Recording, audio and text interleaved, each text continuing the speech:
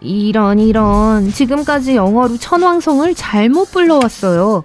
천문학자들은 유리너스라고 발음해야지 유레이너스라고 발음해서는 안 된다고 말해요. 크게 달라지는 건 없는 것 같지만요. 하지만 상황이 달라졌을 수도 있어요. 처음에 천왕성 이름은 조지 같은 장엄하고 왕 같은 이름으로 짓기로 했었어요. 천문학자들이 조지 3세의 이름을 따서 명명하기를 원했었거든요. 결국 그들은 마음을 바꿨고 지금은 모든 농담의 핵심이 되었습니다. 총 발사 비용을 화물의 무게로 나누면 꽤 놀라운 수치를 확인할 수 있습니다.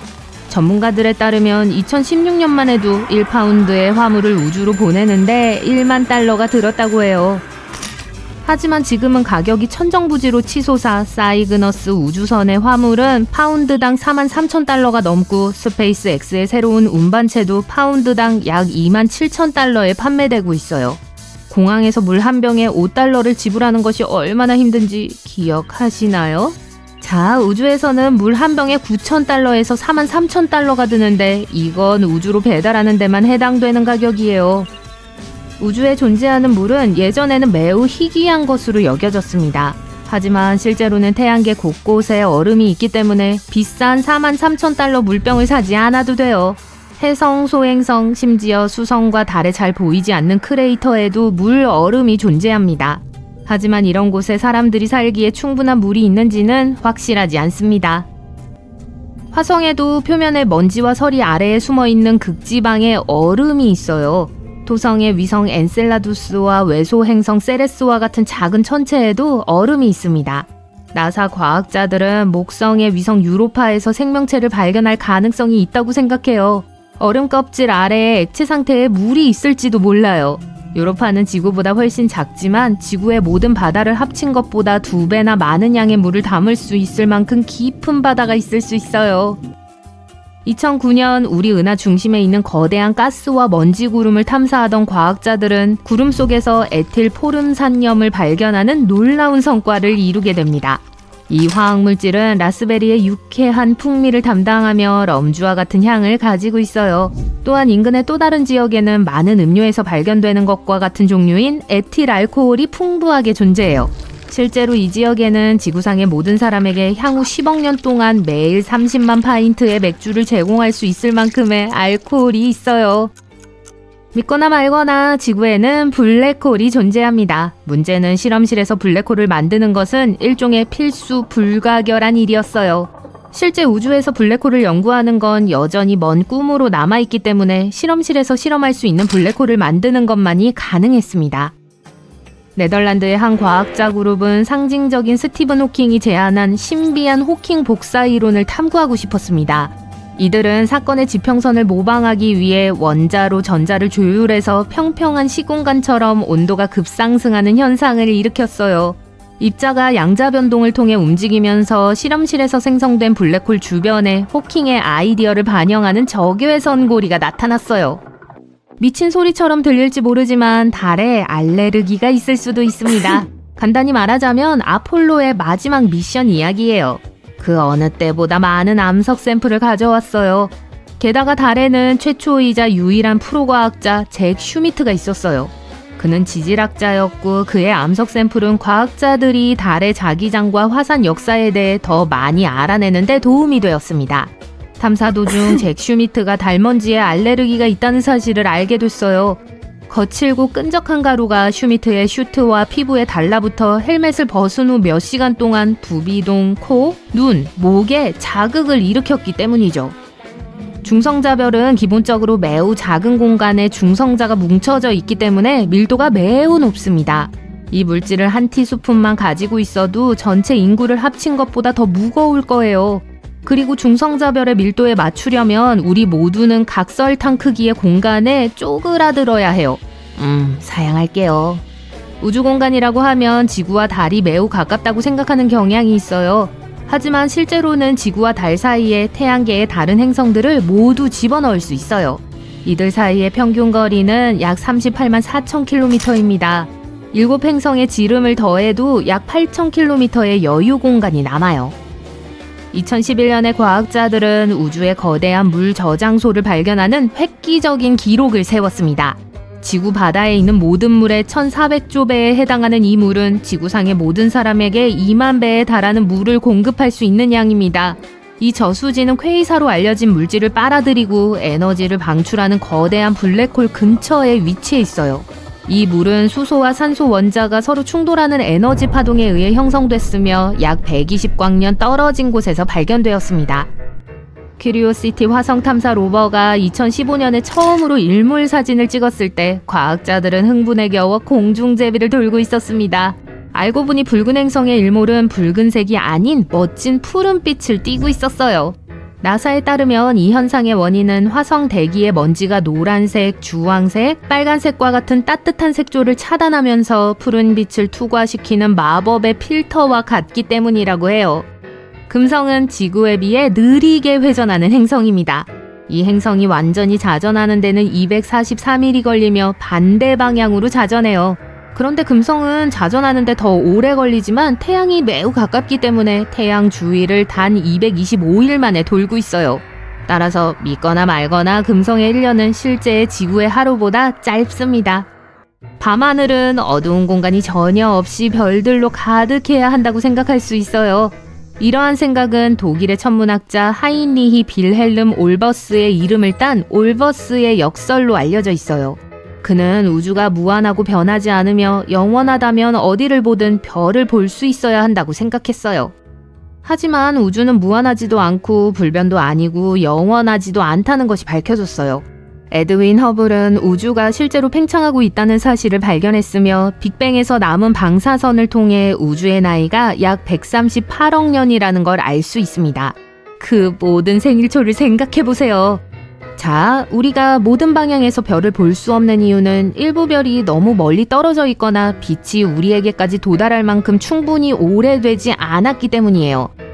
아폴로 16호의 달 탐사 임무 중 지휘 모듈 조종사 켄 매팅리는 결혼 반지가 없어졌다는 사실을 깨닫고 약간 당황했습니다. 모든 승무원이 미친 듯이 우주선을 수색했지만 운이 없었어요. 마침내 9일째 되던 날, 매팅리가 우주 유영을 하던 중 해치도어 밖으로 반지가 떠다니는 걸 발견했습니다. 찰스 듀크 주니어가 반지를 잡으려고 했지만 놓쳤어요. 다행히 반지는 매팅리의 헬멧에서 튕겨나와 듀크 주니어의 손에 들어갔죠. 반지를 찾은 것도 좋지만 거기에는 다른 물건들이 많이 남아있었고 심지어 칫솔도 어딘가에 떠다니고 있었어요. 수성은 이미 태양계에서 가장 작은 행성이고 물론 명왕성은 제외하고요. 지구 다음으로 밀도가 높은 행성입니다. 그리고 믿거나 말거나 수성은 실제로 점점 더 작아지고 밀도가 높아지고 있어요. 오랫동안 과학자들은 지구가 지각 활동을 하는 유일한 행성이라고 생각했어요. 하지만 메신저 우주선이 수성을 지나가면서 행성 전체를 자세히 살펴볼 수 있게 되면서 모든 것이 바뀌었어요. 2016년 메신저는 단층 절벽이라고 불리는 멋진 절벽 같은 지층을 발견했습니다. 과학자들은 이 단층이 아직 비교적 작기 때문에 태양계가 시작된 지 45억 년이 지난 지금도 수성이 수축하고 있음을 시사하는 매우 새로운 것이라고 생각합니다. 약 10년 전 이탈리아 우주비행사 루카 파르미타노는 우주 유영 중 물이 새는 것을 미처 발견하지 못해 익사할 뻔한 경험을 했습니다. 어떻게 이런 일이 발생했는지, 왜 루카의 헬멧에 물이 들어갔는지 아무도 몰랐어요. 나사는 수개월 동안 이 문제를 조사했지만 루카의 헬멧에 물이 들어간 정확한 원인을 밝혀내지 못했습니다. 이 세상과는 전혀 다른 곳으로 여러분을 안내할게요. 이 동그란 생명체는 약 550만 년 동안 외부 세계와 고립되어 있었어요. 그리고 그렇게 보입니다. 직접 확인해 보세요. 오랜 시간 고립되어 있었기 때문에 모빌 동굴의 조건은 지구상 어디에서도 찾아볼 수 없습니다. 동굴 내부에는 햇빛이 극도로 부족하고 공기가 유독함에도 불구하고 독특한 생태계가 번성하고 있습니다. 루마니아 흑해에서 서쪽으로 몇 킬로미터 떨어진 곳에 위치한 이 동굴은 1986년에 처음 발견되었습니다. 지금은 특별한 허가를 받은 경우에만 방문할 수 있습니다. 또한 중앙 동굴은 좁은 석회암 터널과 수직 갱도 덕분에 자연적으로 보호되고 있습니다. 따라서 폐쇄 공포증이 있다면 이곳에 들어가지 않는 것이 좋아요. 동굴 깊숙한 곳의 공기는 바깥 공기보다 산소가 절반밖에 되지 않아요. 이산화탄소와 황화수소가 많이 포함되어 있어 신선한 공기를 마실 수 없습니다. 또한 동굴 내부는 칠흑같이 어둡습니다. 하지만 극도로 혹독한 조건에도 불구하고, 아니 덕분에라고 해야 할까요? 이곳은 생물학자들에게는 진정한 금광입니다. 놀랍게도 이곳에서는 생명체가 번성하고 있는 것 같습니다. 1996년 연구에서 과학자들은 48종을 확인했는데 그중 33종은 이 동굴에서만 볼 수 있는 종이었어요. 동굴에 서식하는 대부분의 생물은 작은 몸집에 긴 발다리와 더듬이를 가지고 있어 어둠 속을 탐색하는 데 도움이 됩니다. 시력이 없고 색소가 없는 것은 당연한 일이죠. 완전한 어둠 속에서 사는데 앞을 볼 필요도 없고 아무도 보지 않는데 예쁘고 화려할 필요가 없겠죠. 이제 다른 동굴로 안내할게요. 그다지 놀랍진 않지만 매우 다른 모습입니다. 이곳은 자이언트 크리스탈 동굴, 일명 수정 동굴이라고도 불리는 멕시코의 동굴이에요. 이 거대한 수정은 2000년에 한 광업회사가 동굴에서 물을 퍼낸 후 발견했습니다. 당시 2명의 광부가 걸어서 마른 동굴에 들어간 후 수정을 발견했습니다. 경외감을 불러일으키는 이 수정은 사실 지하 300m 깊이에 숨겨진 거대한 석고 기둥입니다. 이 수정은 뜨거운 동굴의 벽과 바닥에 고정되어 있습니다. 과학자들은 이 결정이 이미 50만 년 동안 자라왔을 것으로 추정합니다. 그래서 많은 수정이 매우 길고 넓어서 위를 걸을 수 있을 정도예요. 안타깝게도 현재로서는 이 경이로운 자연을 방문하는 것은 불가능합니다. 하지만 자이언트 크리스탈 동굴은 쉽게 함정으로 변할 수 있는 위험한 장소이기 때문에 다행인지도 몰라요. 수만 년 동안 지하수로 채워져 있었는데 원래는 지구 깊숙한 곳에 위치한 마그마 체인버에 의해 입구가 위로 밀려 올라온 것이었죠. 동굴 아래 마그마는 물을 뜨겁게 유지했습니다. 하지만 결국 물의 온도는 58도 이하로 떨어졌어요. 그 결과 물은 칼슘과 황산염으로 채워지기 시작했고 그 입자들은 석고로 재결합하기 시작했습니다. 그리고 하얀 색조의 결정이 동굴을 뒤덮기 시작했죠. 결정은 물속에 머물러 있었기 때문에 계속 성장할 수 있었습니다. 블랙홀을 자세히 보기 위해 우주로 날아갈 필요는 없어요. 과학자들이 대서양 남부에서 블랙홀과 매우 유사한 것을 발견했어요. 블랙홀은 중력이 너무 커서 어떤 물체가 일단 안으로 빨려 들어가면 빠져나올 기회가 없어요. 빛조차도 블랙홀을 빠져나갈 수 없습니다. 하지만 바다의 블랙홀은 우주에 있는 블랙홀만큼이나 강력해요. 하지만 빛을 빨아들이는 대신 물을 똑같이 빨아들입니다. 해양 소용돌이는 주 해류에 대항하여 회전하는 거대한 소용돌이입니다. 보통 수십억 톤의 물을 소용돌이치며 대부분은 도시보다 더 큽니다. 이 소용돌이는 너무 강력해서 그 안에 갇힌 것은 아무것도 빠져나올 수 없습니다. 하지만 가장 무서운 것은 소용돌이 속으로 들어가는 것을 알아차리지 못할 수도 있다는 겁니다. 소용돌이는 너무 커서 너무 늦을 때까지 그 경계를 발견하지 못할 수도 있어요. 과학자들이 인공위성의 도움으로 해양 소용돌이를 탐사하기 시작했을 때 여러 소용돌이 경계를 발견했습니다. 그 후 그들은 수학적으로 이러한 소용돌이가 우주의 신비한 블랙홀과 동일하다는 걸 증명했습니다. 거대한 소용돌이는 유체가 폐쇄의 고리에서 움직이는 매우 단단한 장벽으로 둘러싸여 있었습니다. 심지어 물조차도 이 고리의 내부에서 빠져나갈 수 없습니다. 그렇기 때문에 단단한 해양 소용돌이는 거대한 그릇 역할을 하며 그 안의 물은 소용돌이를 둘러싼 바다와 완전히 다를 수도 있습니다. 온도뿐만 아니라 소용돌이 안과 밖의 염분 함량도 종종 다릅니다. 발트해와 휴로니안 라군을 가르는 가느다란 휴로니안 모래톱에는 지구상에서 가장 기괴한 장소 중 하나가 있습니다. 현지인들은 이 지역을 춤추는 숲이라고 부르는데 이 숲의 소나무는 놀랍도록 특이한 모양을 하고 있기 때문이죠. 소나무는 땅을 따라 나선형과 원형으로 뒤틀리고 있어요. 물론 어떻게 이런 일이 일어날 수 있는지에 대한 몇 가지 이론이 있습니다. 어떤 사람들은 한때 그 자리에서 엄청난 양의 양 에너지와 에너지가 충돌했다고 주장합니다. 보다 현실적인 사람들은 그 이유가 지질학적이라고 생각합니다. 이 지역의 모래 토양이 너무 불안정하여 나무가 똑바로 자라지 못하기 때문입니다. 물에서 불어오는 강한 바람이 나무의 모양에 영향을 미친다는 설이 가장 널리 퍼져 있습니다. 어쨌든 전문가들은 아직 최종 결론을 내리지 못했습니다. 이 수중 크롭 서클을 보세요. 1995년 일본 남부 해안 근처에서 처음 발견되었습니다. 현지 다이버들은 2m 너비의 이 구조물을 미스터리 서클이라고 불렀습니다. 이 수수께끼는 마침내 범인이 잡힐 때까지 거의 16년 동안 많은 사람들을 괴롭혔습니다. 원인이 수컷 보거로 밝혀졌을 때 연구자들이 얼마나 놀랐을지 상상해 보세요. 물고기가 하나의 원을 만드는 데는 일주일이 조금 넘게 걸리며 미학이 매우 중요합니다. 수컷이 원 안을 헤엄치며 지느러미로 모래의 골짜기를 팝니다. 물고기는 조개 껍질과 산호를 사용하여 원의 특정 부분을 장식하기도 해요. 이 모든 원 만들기에는 실용적인 목적도 있습니다. 수컷 물고기가 헤엄치는 방식은 모래를 원의 중앙으로 밀어내어 나중에 둥지 역할을 하는 언덕을 만듭니다. 다음 미스터리는 카리브해에 있습니다. 벨리즈 해안 바로 앞바다에 거대한 싱크홀이 있는데 바로 그레이트 블루홀입니다. 폭이 약 305m, 깊이가 120m 이상입니다. 아주 오래전에 이 구멍은 동굴이었어요. 하지만 바닷물이 차오르면서 스스로 무너져 내렸어요. 그레이트홀의 수정 같은 바닷물 속으로 더 깊숙이 내려갈수록 더 어두워집니다. 종유석으로 가득 찬 수많은 동굴을 볼 수 있습니다. 하지만 길을 잃고 싶지 않다면 동굴에 들어가는 것은 매우 위험합니다. 수심 15m 깊이에 도달하면 물이 반짝이는 것을 볼 수 있어요. 바로 싱크홀의 짠 윗부분과 담수 심연을 구분하는 보이지 않는 선입니다. 지금 당장 돌아가고 싶어질 거예요. 어두운 지면에서 무엇을 발견할지 누가 알겠어요. 아마존에는 너무 뜨거워서 펄펄 끓었다는 오랜 전설을 가진 강이 있습니다. 페루의 지구과학자 안드레스 루조가 이 강이 실제로 존재할 수 있는지 의문을 제기하기 전까진 그저 전설로만 여겨졌습니다. 모든 전문가들은 그러한 가능성을 부인했어요. 사실 뜨거운 강은 존재하지만 화산이 있는 지역에서만 존재합니다. 전설에 언급된 국가의 해당 지역에는 화산이 없습니다. 하지만 안드레스 루조는 포기하지 않았어요.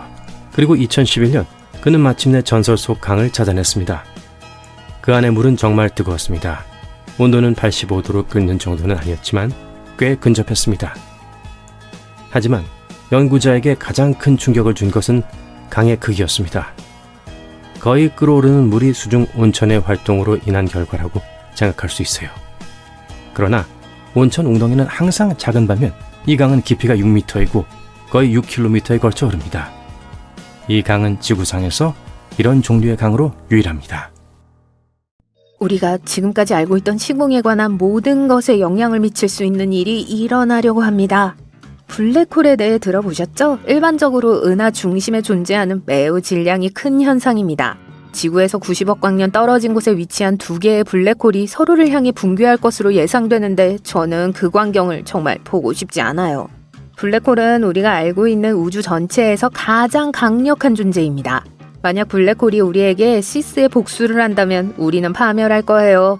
블랙홀은 한때 거대했던 별이 초신성이 되어 스스로 붕괴한 것으로 그 폭발의 엄청난 크기로 인해 그 자리에 블랙홀이 생겨나요.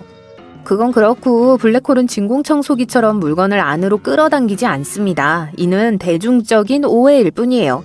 태양을 태양계 중심에 있는 블랙홀로 대체한다고 가정해 볼게요. 매우 추워질 거라는 거 말고는 크게 달라질 게 없습니다. 블랙홀은 진공청소기보다 훨씬 더 심각한 일을 일으킬 수 있는데 바로 우주 자체를 삭제할 수 있다는 거예요. 블랙홀이 일반적인 타임라인을 따른다면 생성된 후 완전히 사라집니다. 하지만 이 과정은 매우 느립니다. 블랙홀이 질량을 완전히 잃기까지는 수십억 년이 걸려요. 블랙홀은 매 초마다 끊임없이 질량을 잃고 있기 때문에 이런 일이 일어나요. 블랙홀은 끓는 주전자가 수증기로 물을 잃는 것처럼 질량을 방출합니다. 하지만 우리 삶은 물론이고 우주에서도 계획대로 일이 진행되는 경우는 거의 없습니다. 따라서 두 개의 블랙홀이 붕괴를 향해 가고 있다는 사실을 발견한 건 그리 놀라운 일이 아니에요. 이것이 바로 과학자들이 최근에 발견한 사실입니다. 이것이 과학계가 약간 겁을 먹고 있는 이유라고 가정해 볼게요. 가장 먼저 떠오르는 질문은 이것이 우리 인간에게 무엇을 의미할까요? 라는 것입니다. 전멸? 잠깐만요. 그렇게 극단적으로 생각할 필요는 없어요. 가장 좋은 시나리오는 인터스텔라 같은 경험을 하게 되는 거예요. 저도 할래요. 어떻게 이런 일이 일어나게 될지를 이해하기 위해 잠시 시간을 되돌려 보겠습니다. 45년 전 한 과학자 그룹이 아주 멀리 떨어진 은하에서 이상한 행동을 발견하기 시작했습니다. 90억 광년 떨어진 곳에서 발견된 이 은하는 매우 긴 학명이 있지만 그냥 엄청나게 먼 은하라고 부를게요. 빛을 전혀 방출하지 않는데 어떻게 과학자들은 이 블랙홀을 그렇게 멀리서 관찰할 수 있었을까라고 자문해 보셨을 거예요. 좋은 질문입니다. 블랙홀은 주변의 가스 원반을 모으고 이 물질 중 일부를 우주로 방출하기 때문이에요. 이러한 제트는 수백만 광년 떨어진 곳에서도 감지할 수 있어요. 이 뜨거운 가스 분출이 우주를 향하고 있다면 과학자들은 이 블랙홀을 블레이자라고 부릅니다. 최근 전 세계적으로 주목을 받고 있는 블레이자가 있습니다. 이름이 기니까 그냥 앤디라고 부를게요. 여러분이 칼텍의 과학자고 전파망원경으로 블레이자를 보고 있는데 이상한 행동을 발견했다고 상상해보세요. 마치 이 시기의 똑딱거림처럼 밝기가 켜졌다가 꺼집니다. 처음에는 은하계의 먼 구석에서 무슨 일이 일어나고 있는지 이해하지 못해요. 하지만 첫 번째 블랙홀 주위를 돌고 있는 또 다른 블랙홀이 있다는 사실을 깨닫게 돼요. 즉 과학자들은 앤디가 다른 블레이자 고머의 궤도를 돌고 있다는 걸 발견했습니다. 그리고 그 규칙적인 반짝임은 블랙홀이 거의 붕괴에 가까워졌다는 걸 의미해요. 설상가상으로 두 개의 블레이자는 각각 우리 태양 질량의 수억 배에 달하는 것으로 추정됩니다. 우리 태양은 엄청나게 큽니다. 태양은 지구 질량의 33만 3천 배에 달해요. 이는 우리가 상상할 수 없는 무언가를 마주하게 될 운명이라는 뜻이죠. 과학자들이 이런 발견을 한 건 처음이 아닙니다. 2015년 9월 라이고 관측소는 두 개의 블랙홀이 충돌하는 걸 감지했습니다. 각 블랙홀은 태양 30개만큼 무거웠고 서로 충돌하면서 태양 질량 3개에 해당하는 양이 방출되었습니다. 그리고 그 결과요? 이 중력파는 빛의 속도로 지구를 통과했지만 우리는 중력파의 영향을 전혀 받지 않았어요. 잠을 자다가 쎄한 느낌이 들었을 수도 있겠지만 인류나 지구에는 별다른 영향을 미치지 않았어요. 폭발이 약했기 때문이죠. 문제는 앤디와 고머의 예상 충돌이 은하계 전체에 전례 없는 중력파를 보내 태양계까지 도달할 것이라는 점입니다. 하지만 이 충격파는 실제로 어떤 일을 일으킬까요? 태양이 몇 분 동안 가스를 방출하지 못하면 태양계의 가열이 멈출 수 있어요. 여름날 외출을 하고 있는데 갑자기 대기가 몇 초 동안 얼어붙었다고 가정해볼게요. 별로 좋지 않은 상황 같죠? 하지만 다음 시나리오보다 더 낫습니다. 최악의 시나리오 중 하나는 앤디와 고머의 충돌로 인한 폭발로 원자 사이의 결합이 끊어져 모든 것이 붕괴될 수 있다는 거예요. 여러분, 저 고양이. 우리 모두는 우주 공간에 떠다니는 작은 입자로 변할 거예요. 무섭게 들리지만 과학자들은 원자가 99%의 빈 공간으로 이루어져 있다고 말해요. 즉 지구상의 모든 사람, 80억 명의 우리 모두, 그리고 식물, 물체, 동물 등 존재하는 모든 것이 99%의 빈 공간으로 이루어져 있다는 뜻이에요. 따라서 앤디와 고머가 할 수 있는 일은 모든 원자를 분리하고 우리를 고체화시키는 것뿐일 수도 있어요. 폭발은 우리가 알고 있는 공간과 시간의 구조를 뒤흔들 수 있습니다. 알버트 아인슈타인 기억하시죠? 상대성 이론의 창시자죠. 아인슈타인은 시간이 상대적이라는 것을 발견했습니다. 시간은 항상 관찰자에 따라 달라집니다. 이는 우주 전체에서 시간이 동일하지 않다는 걸 의미해요. 하지만 왜 그럴까요? 아인슈타인의 상대성 이론은 중력 이론이기도 하거든요. 아인슈타인은 중력이 물체가 시공간의 구조에 미치는 영향이라는 걸 발견했어요. 저 여러분 고양이, 지구를 포함해 질량을 가진 모든 물체는 시공간의 구조에 뒤틀림이나 왜곡을 일으켜 구부러지게 만듭니다. 질량이 클수록 중력도 커지고 시공간의 왜곡도 커져요. 복잡하게 들릴지 모르지만 이것이 바로 우주 전체에 걸쳐 공간과 시간에 대한 서로 다른 인식이 생겨나는 이유예요. 그래서 바로 지구와 목성에서 다른 방식으로 나이를 먹게 되는 거죠. 장기 임무를 수행하는 우주 비행사와 지구에 머무는 사람들의 시간이 완전히 다르게 흐르는 것도 바로 이 때문입니다. 그렇기 때문에 두 거대 블레이자의 충돌은 공간과 시간에 대한 우리의 인식을 뒤흔들 수 있습니다. 중력 충격파의 엄청난 힘 때문이죠. 이해가 되시나요? 블랙홀은 이미 시공간의 구조의 거대한 뒤틀림이라는 건 말할 필요도 없어요. 인터스텔라 장면 기억하시죠? 주인공이 블랙홀을 통해 시공 연속체를 구부리는 장면 말이에요. 하지만 집에서는 시도하지 마세요. 우리가 아는 한 블랙홀 안으로 들어가기로 한 사람은 다시 집으로 돌아올 수 있다는 보장이 없습니다. 과학자들은 이 블레이자 폭발이 약 10,000년 후에 일어날 것이라고 말합니다. 잠깐만요. 이 블레이자가 지구에서 90억 광년 떨어진 곳에 있다면 이 두 블랙홀은 우리 태양계와 지구가 탄생하기 훨씬 전에 이미 충돌했다는 뜻이에요. 태양계는 약 40억 년 전에 탄생했습니다. 그리고 우리가 처음에 블랙홀에서 방출되는 빛을 봤는데 90억 광년이 걸리니까 두 블랙홀의 붕괴는 이미 일어났으며 지금으로부터 10,000년 후에 지구에 도달할 것이라는 뜻이에요. 충격파가 지금 이 순간에도 이미 은하계를 통과하고 있다는 것을 의미합니다. 하지만 이 충격파는 여러분의 아주 먼 자손조차도 볼 수 없을 거예요. 눈을 비빕니다. 눈앞의 광경을 이해하려고 노력하고 있어요. 캘리포니아 빅서 해안의 해저에 있는 완벽한 원형의 구멍들. 여러분은 수년간 해양 생물학자로 일하고 있지만 어떻게 이런 일이 일어났는지 모르겠어요. 오래된 기록들을 살펴본 후 이 구멍들이 90년대부터 있었다는 것을 발견합니다. 1999년에 선박에 장착된 수중 음파 탐지기가 조사를 하다가 해저 1300평방킬로미터에 흩어져 있는 5200개의 이 커다란 구멍들을 발견했어요. 마치 물속에 있는 달 분화구 같아요. 팀원들에게 연락하고 로봇이 수중으로 내려가서 현장을 탐색하고 샘플 몇 개를 가져오도록 준비합니다. 여러분은 팀원들과 함께 해안으로 차를 몰고 가서 배를 타요. 배 안에 앉아서 조이스틱으로 로봇을 조종해요. 팀원이 로봇을 물속에 넣고 로봇은 아래로 잠수합니다. 수면 부근에서는 모든 것이 정상으로 보여요. 하지만 로봇이 아래로 내려가면서 분화구가 나타나기 시작해요. 보트들이 여러분 옆을 빠르게 지나쳐가서 균형과 집중력을 잃습니다. 로봇은 여러분이 더 잘 볼 수 있도록 플래시라이트를 켭니다. 하지만 더 깊이 내려갈수록 해상도가 덜 선명해져요. 로봇은 거의 바닥에 닿았고 구멍은 매끈하고 거의 완벽한 원형입니다. 음파 탐지기에서 볼 수 있는 구멍 중 일부는 가로 9m, 깊이 4.5m가 넘어요. 다른 팀원들에게 이미지를 보여주자 다들 충격을 받습니다. 로봇은 수영을 계속하고 주변에 더 많은 구멍이 있는 것이 보여요. 이 중 다수는 스캐너가 위에서 캡처하기에는 너무 작습니다. 이 작게 움푹 파인 곳은 가파르고 꼬리 같은 것이 일정한 방향을 향하고 있어요. 물속의 해류가 그런 모양을 만드는데 역할을 했을 가능성이 있어요. 로봇이 헤엄치는 곳마다 사방에 새로운 구멍이 있습니다. 몇 시간 후 로봇은 샘플을 가지고 보트로 돌아옵니다. 실험실로 가지고 가서 연구합니다. 로봇은 분명히 인간이 버린 쓰레기의 이미지를 포착했지만 현재로서 샘플에는 어떤 염려할 만한 점이 보이지 않아요.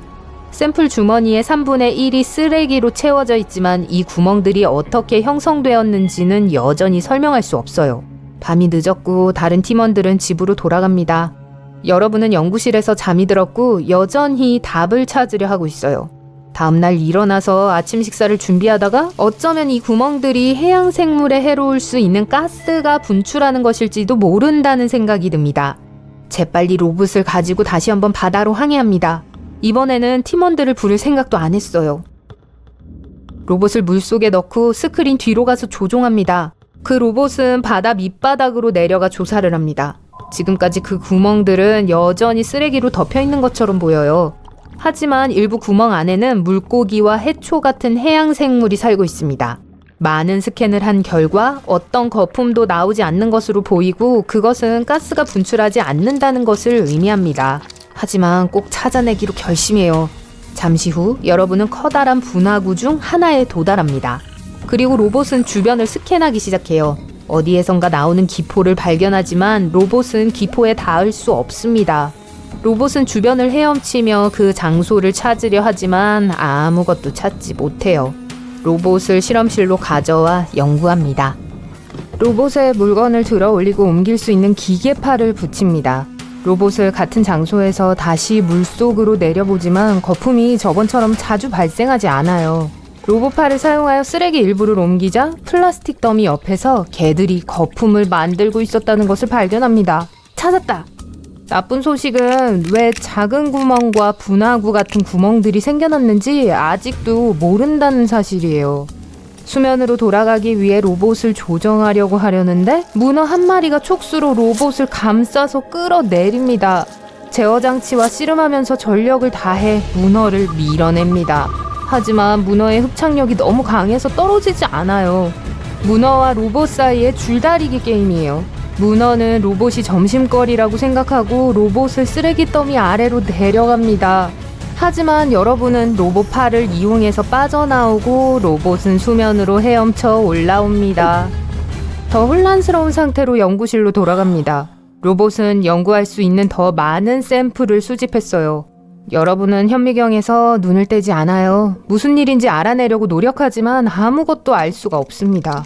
탄소 연대 측정 검사를 수행하여 이 구멍들이 얼마나 오래되었는지 확인합니다. 잠시 후 결과를 확인하고 이전보다 훨씬 더 놀라게 됩니다. 결과는 그 구멍들이 약 40만 년이 되었다는 것을 보여줘요. 그렇다면 인간의 쓰레기가 그 원인이 아닐 수도 있어요. 진실을 알아내려고 수많은 밤샘 작업을 합니다. 다시 한번 팀을 모으고 이것에 대해 작은 기자회견을 열어요. 여러분은 이것이 우리가 매우 염려해야 할 일이라고 주장하지만 여전히 그들에게 알려줄 사실이 없습니다. 모든 두뇌 작업을 종합해본 결과 그 커다란 구멍들이 5만 년 이상 동안 변하거나 활동하지 않았다는 것을 알게 됩니다. 새로운 구멍들은 아마도 해저의 바닥으로 가라앉은 인간의 쓰레기에 의해 만들어졌을 거예요. 해양 생물들은 플라스틱이나 버려진 낚시 도구를 모아서 보금자리를 만들었습니다. 그래서 약 4,500개의 구멍이 새로 생겼고 그 안에 쓰레기가 있는 거예요. 하지만 애초에 왜 구멍이 생겼는지는 여전히 답이 없어요. 다시 원점으로 돌아왔어요. 실제로 무슨 일이 일어나고 있는지 알 수 있는 유일한 방법은 물속의 쓰레기를 치우고 연구하는 것입니다. 이 이야기는 지역사회에서 화제가 되고 청소 다이버들의 관심을 끌었어요. 여러분은 바다로의 청소 여행을 주관하고 모든 쓰레기를 추출하기 시작합니다. 많은 청소 작업 선박이 도착하고 모두가 그물을 내려 쓰레기를 수거해요. 여러분은 그물이 올바른 위치에 있는지 확인하기 위해 로봇을 한 번 더 내려봅니다. 대부분의 쓰레기가 수거되고 있기 때문에 많은 해양 생물들이 앞다퉈 주랭랑을 칩니다. 사람들은 그것들을 해치지 않으려고 최선을 다해요. 몇 주 후 모든 구멍에서 쓰레기가 제거됩니다. 표면에서 음파 탐지 스캔을 한 번 더 하자 구멍들이 이전보다 더 선명하게 보입니다. 하지만 여전히 이것에 대한 답은 얻지 못했어요. 세계 다른 곳에서 이런 구멍들이 나타났는지를 알아보기 위해 더 조사를 합니다. 대륙 반대편 플로리다 걸프만의 신비한 블루홀이 있어요. 플로리다로 가는 첫 비행기를 타고 가서 탐험을 담당하는 과학자들과 만납니다. 블루홀은 해저 아래에서 열리는 수중 싱크홀입니다. 지표면에서와 마찬가지로 수중 세계에도 싱크홀이 있어요. 이것은 그린 바나나라고 불리며 45m 수중에 있어요. 그리고 구멍의 깊이는 130m입니다. 여러분은 특수 장비를 하고 다른 팀원들과 황량한 해저로 잠수합니다. 그리고 그 구멍이 바로 눈앞에 있어요. 사막의 오아시스처럼요. 여러분과 다른 과학자들은 그 안에 살고 있는 다양한 해양 생물에 놀랍니다. 바다거북들이 옆을 지나쳐 헤엄치고 심지어 상어들도 있어요. 이 상어들은 인간을 해치지 않아요. 반쯤 내려갔을 때 사람이 통과하기 힘든 좁은 길에 다다릅니다. 하지만 모두가 조심합니다. 가까운 주변에 산호, 해면, 연체동물이 있어요. 여러분은 샘플을 수집해서 연구실로 돌아가요. 블루홀에는 일반적으로 척박한 땅보다 영양분이 풍부하고 독특한 해양생물이 많이 서식합니다. 블루홀은 상당히 흔하고 누구에게도 위협이 되지 않아요. 상관관계를 연구해본 후 여러분은 캘리포니아 해안의 구멍들이 블루홀과는 아무 관련이 없다고 생각합니다. 미스테리는 계속됩니다. 어딘가 아주 비밀스러운 실험실의 깊은 지하에서 과학자들이 블랙홀을 만들려고 노력하고 있습니다. 최근의 실험이 성공한 것 같아요. 블랙홀은 잠시 동안 책상 위를 맴돌다가 순식간에 책상을 통째로 삼켜버립니다. 이런.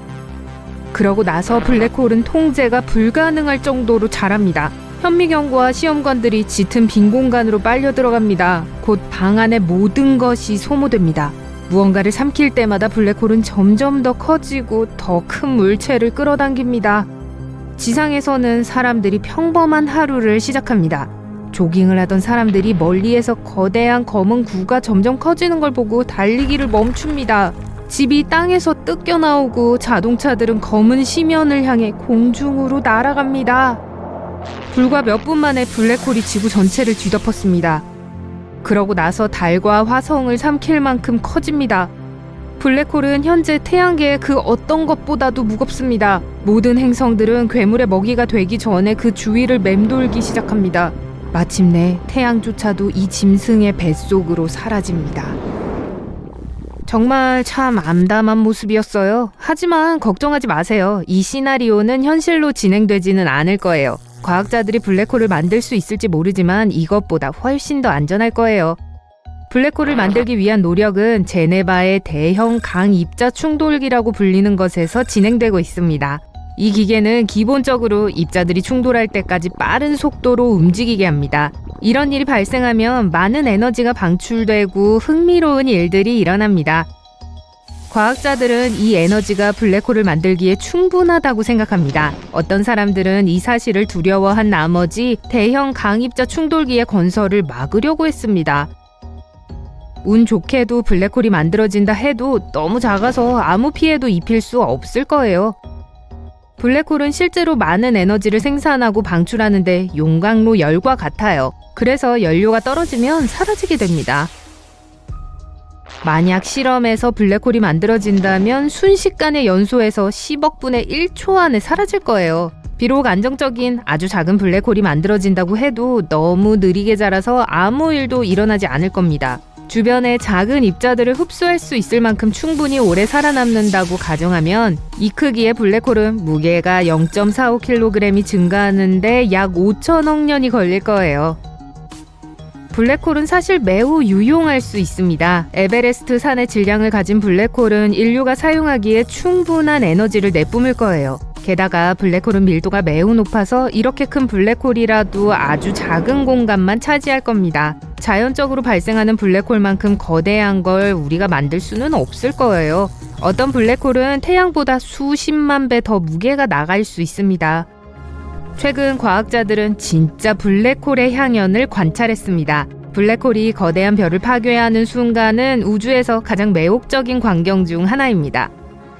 현존하는 어떤 것보다 무겁고 파괴적인 블랙홀은 놀라우면서도 두려운 존재예요. 그리고 블랙홀은 실제로 전혀 검지 않습니다. 너무 거대해서 빛조차도 그 중력을 피할 수 없어서 실제로는 보이지 않는다는 걸 의미하죠. 과학자들은 특별한 도구를 통해서만 블랙홀을 찾을 수 있습니다. 대부분의 자연 블랙홀은 별이 수명을 다할 때 탄생합니다. 건강한 별이 수소를 태우고 엄청난 양의 에너지를 발산하는 거대한 용광로라고 상상해보세요. 매 초마다 우리의 태양과 같은 별들은 인류가 지금까지 만들어낸 것보다 더 많은 에너지를 생산합니다. 이 에너지는 밖으로 향하고 팽창하려고 합니다. 이 에너지는 결국 지구에 도착하게 됩니다. 지구상에서 생명을 탄생시킨 별처럼요. 이 팽창을 막는 유일한 것은 중력입니다. 기본적으로 무거운 걸 향해 물체를 끌어당기는 힘이죠. 대부분의 사람들은 중력을 우리가 지상에 붙어있게 해서 우주로 날아가는 걸 막는 것이라고 알고 있습니다. 별의 중력은 별에서 매우 강하기 때문에 폭발해서 안쪽으로 붕괴하려는 성질이 있습니다. 그래서 별이 건강할 때는 중력의 힘은 안으로 밀어넣고 별이 방출하는 에너지는 별을 풍선처럼 부풀게 합니다. 이 힘은 대부분 서로를 상쇄하기 때문에 아무 일도 일어나지 않습니다. 하지만 별의 연료가 다 떨어지면 스스로 붕괴되는 것을 막아주는 바깥으로 밀어내는 힘이 사라지게 됩니다. 어떤 큰 별들은 엄청나게 많은 에너지를 만들어서 점차 붉은 거성으로 확장됩니다. 연료가 떨어지면 냉각되고 중력은 이 거대한 물체를 작은 공간으로 밀어넣습니다. 과학자들은 우주에서 물체가 얼마나 큰지 측정하기 위해 우리의 태양을 기준으로 합니다. 우리의 태양의 무게는 태양 질량 1입니다. 만약 우리의 태양과 같은 가벼운 별이 폭발한다면 별일 없을 거예요. 만약 블랙홀에 빨려 들어갈까봐 걱정했다면 다행스러운 일이죠. 하지만 태양 질량 10 정도의 적색 거성이 폭발하면 놀라운 일이 일어날 수 있습니다. 이런 붕괴는 너무 강렬해서 초신성으로 폭발하면서 은하 전체만큼 밝은 빛을 방출합니다. 초신성을 생성할 만큼 충분히 큰 별들은 때때로 블랙홀이 됩니다. 그런 별의 무게가 중력으로 누르고 압축하면 1초도 안 되어 블랙홀로 붕괴하게 됩니다. 블랙홀의 내부는 불가사의하고 탐험되지 않았는데 그 이유는 명백하죠. 우리가 아는 한 가지는 블랙홀이 너무 거대해서 심지어 시간을 왜곡할 수도 있다는 점입니다. 검은 원반 근처의 1초는 크기에 따라서 지구에서의 몇 주 또는 심지어 몇 개월에 해당할 수 있어요. 2019년 과학자들은 태양만한 크기의 별을 먹어치우는 블랙홀을 보았습니다. 비록 폭이 140만 킬로미터에 달했지만 그 별은 블랙홀의 중력장에 완전히 갇혔어요. 한동안 둘은 서로의 주변에서 춤을 추다가 점점 더 가까워졌습니다. 하지만 결국 그 별은 블랙홀에 보이지 않는 입속으로 사라졌어요. 블랙홀은 때로 에너지 광선을 우주로 방출합니다. 지글거리는 플라즈마는 블랙홀이 별을 파괴할 때 초당 10,000km의 속도로 날아갑니다. 별 질량의 약 절반이 소모되고 나머지는 우주로 방출됩니다. 놀랍게도 이 놀라운 식성의 거대 블랙홀은 충분히 커지면 다른 블랙홀을 삼키기도 합니다. 과학자들이 최근 목격한 두 블랙홀의 충돌은 태양 질량 85무게의 블랙홀과 태양 질량 66무게의 또 다른 블랙홀을 만났을 때 발생했습니다. 블랙홀이 상호작용할 때 더 큰 블랙홀은 항상 더 작은 것을 삼키고 질량이 더 커지게 됩니다. 충돌의 결과로 블랙홀은 태양 질량 142에 도달했습니다. 믿기 어렵지만 이것은 블랙홀치고 여전히 매우 작은 거예요. 그것은 계속해서 주변의 모든 것을 빨아들여서 어느 시점에 초거대 질량 블랙홀만한 크기에 도달할 수 있습니다. 초거대 질량 블랙홀은 믿을 수 없을 정도로 크고 파괴적입니다. 우리 은하 전체, 밀키웨이는 이러한 초거대 질량 블랙홀 중 하나의 중력장을 중심으로 회전합니다. 이 괴물은 태양 질량 400만 혹은 지구 질량의 약 1조 배에 해당합니다. 하지만 이것도 가장 거대한 건 아니에요. 블랙홀이 극적인 폭발 없이도 만들어질 수 있다는 이론이 있습니다. 태양 질량 수십만에 달하는 무게의 큰 가스구름은 중력의 힘으로 응축되어 별이 될 수 있습니다. 이 물체는 이미 너무 무거워서 블랙홀이 될 때까지 계속 작아지게 됩니다. 초신성 단계를 건너뛰고요. 초거대 질량 블랙홀은 너무 멀고 관측하기 어려워서 아직 과학적으로 완전한 이해가 이루어지지 않았습니다. 우리는 블랙홀 안에서 무슨 일이 일어나는지 잘 모르기 때문에 추측이 난무하죠. 수십 년 동안 사람들은 블랙홀을 어떻게 활용할 수 있는지에 대해 이론화해왔습니다. 블랙홀이 시간을 왜곡한다는 사실은 제대로 된 기술을 가진 사람이 미래로 가기 위해 블랙홀을 이용할 수 있다는 걸 의미합니다. 만약 강력한 중력장을 견딜 수 있을 만큼 튼튼한 우주선을 만드는 것이 가능하다면 어렵지 않을 거예요. 얼마나 먼 미래로 갈 것인지를 결정하고 블랙홀 외부 주변을 날아다니기만 하면 됩니다. 시간이 왜곡되는 시점 근처에서 몇 분 혹은 몇 시간을 보내고 돌아오면 지구에서는 이미 몇 년이 지났을 거예요. 나이가 수천 살이 되어도 육체적으로 전혀 늙지 않은 모습일 수 있어요. 와, 실로 정말 놀라운 사실이죠?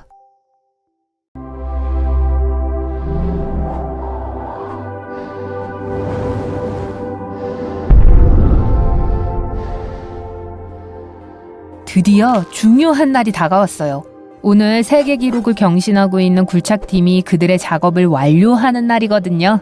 전 세계에서 세상 최고의 시추공을 보기 위해 각 대륙에서 몰려들었고 심지어는 기네스 세계기록위원회도 이들의 업적에 놀라움을 금치 못하고 있어요. 이들이 판 구멍의 지름은 1600km가 넘고 지구의 핵만큼 깊어요. 누구도 이 깊이까지 도달한 적이 없죠. 아, 그런데 잠시만요. 이게 무슨 일이죠? 사람들이 갑자기 실신하기 시작합니다. 점점 더 많은 사람들이 창백해진 얼굴로 바닥에 의식을 잃고 쓰러집니다. 혹시 시공 중에 위험한 가스 포켓을 건드린 건 아닐까요? 이럴 수가. 전 세계에서 사람들이 그 자리에서 쓰러지고 있다는 소식이 들리고 있어요. 도대체 무슨 일이 일어나고 있는 거죠? 그러니까 이건 지구의 대기 전체를 채울 만한 크고 깊은 구멍을 파게 된다면 발생하게 될 현상입니다. 여행을 떠나보죠. 아주 높은 대기로 갑니다. 더 높이 올라갈수록 대기는 점점 더 희박해집니다. 예를 들어 일반 지면 높이에선 공기를 쉽게 들이마실 수 있지만 에베레스트 정상에서는 호흡하는 법을 제대로 배우지 않았다면 오래 버티지 못할 거예요. 산 정상에서의 공기는 훨씬 희박하기 때문에 훨씬 더 춥고 호흡하기도 더 어려워요. 여기서 더 높이 올라가면, 즉 비행기가 나는 높이라면 아마 호흡하는 것 자체가 불가능할 겁니다. 그래서 비행기에 산소 마스크가 구비되어 있는 거예요.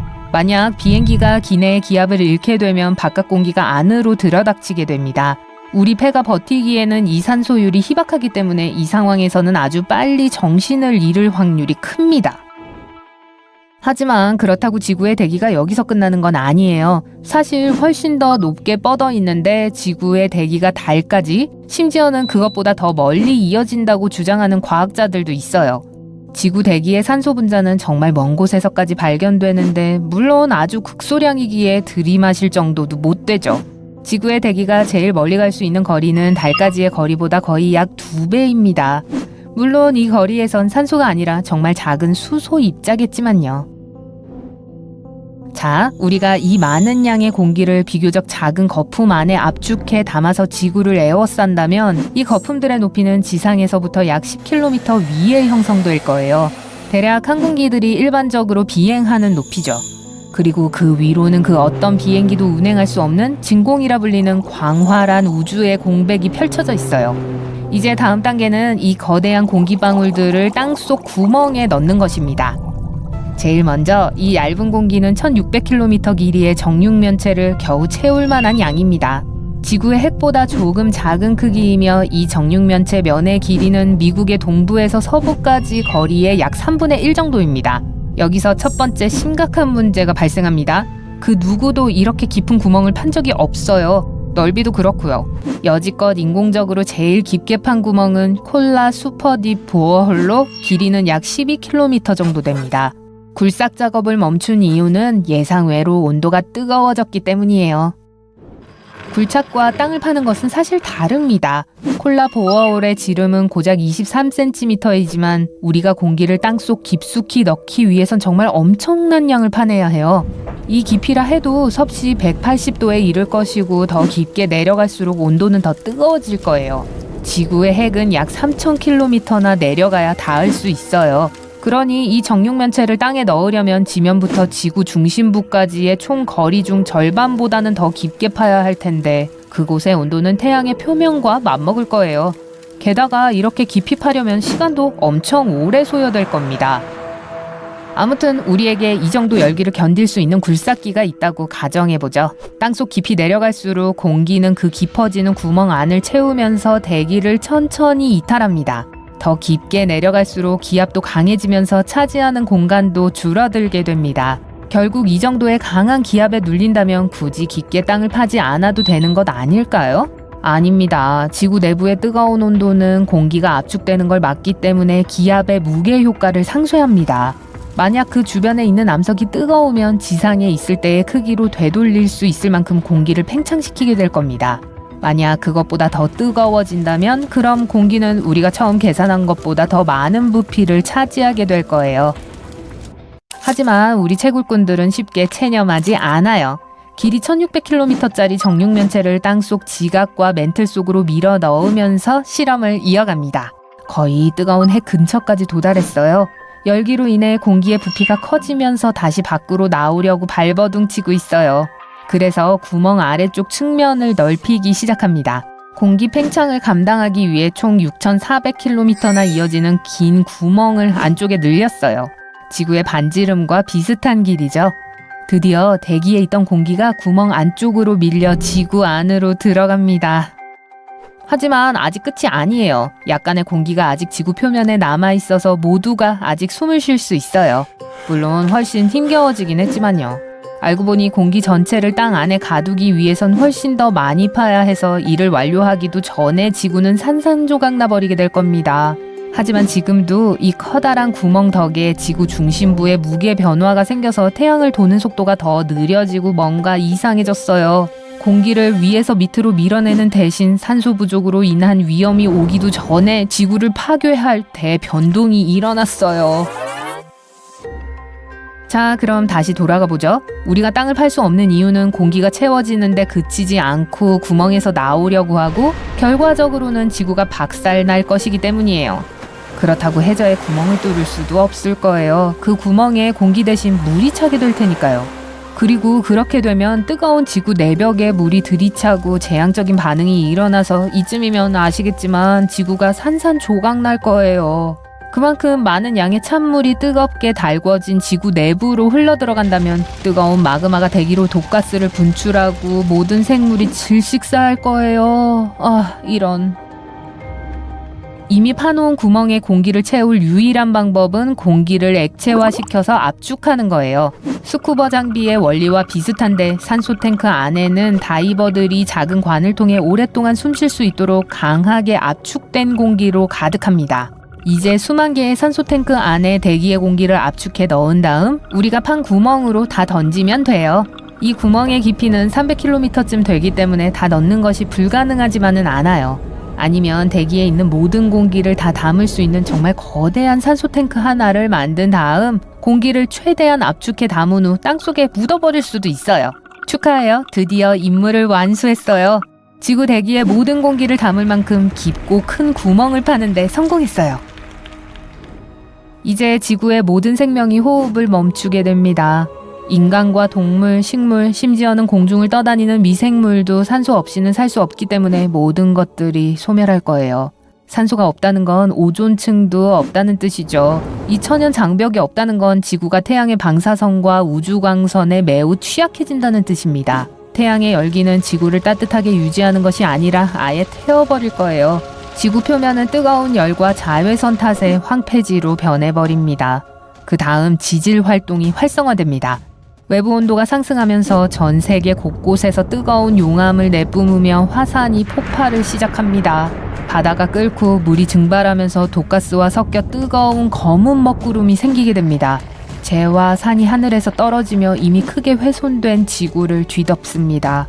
그리고 드디어 예전에 우리 푸른 행성이 금성의 쌍둥이 행성처럼 변하게 됩니다. 참을 수 없이 뜨겁고 그 어떤 생명도 살 수 없는 곳 말이죠. 생각해보니 좋은 일이 절대 아닌 것 같아요.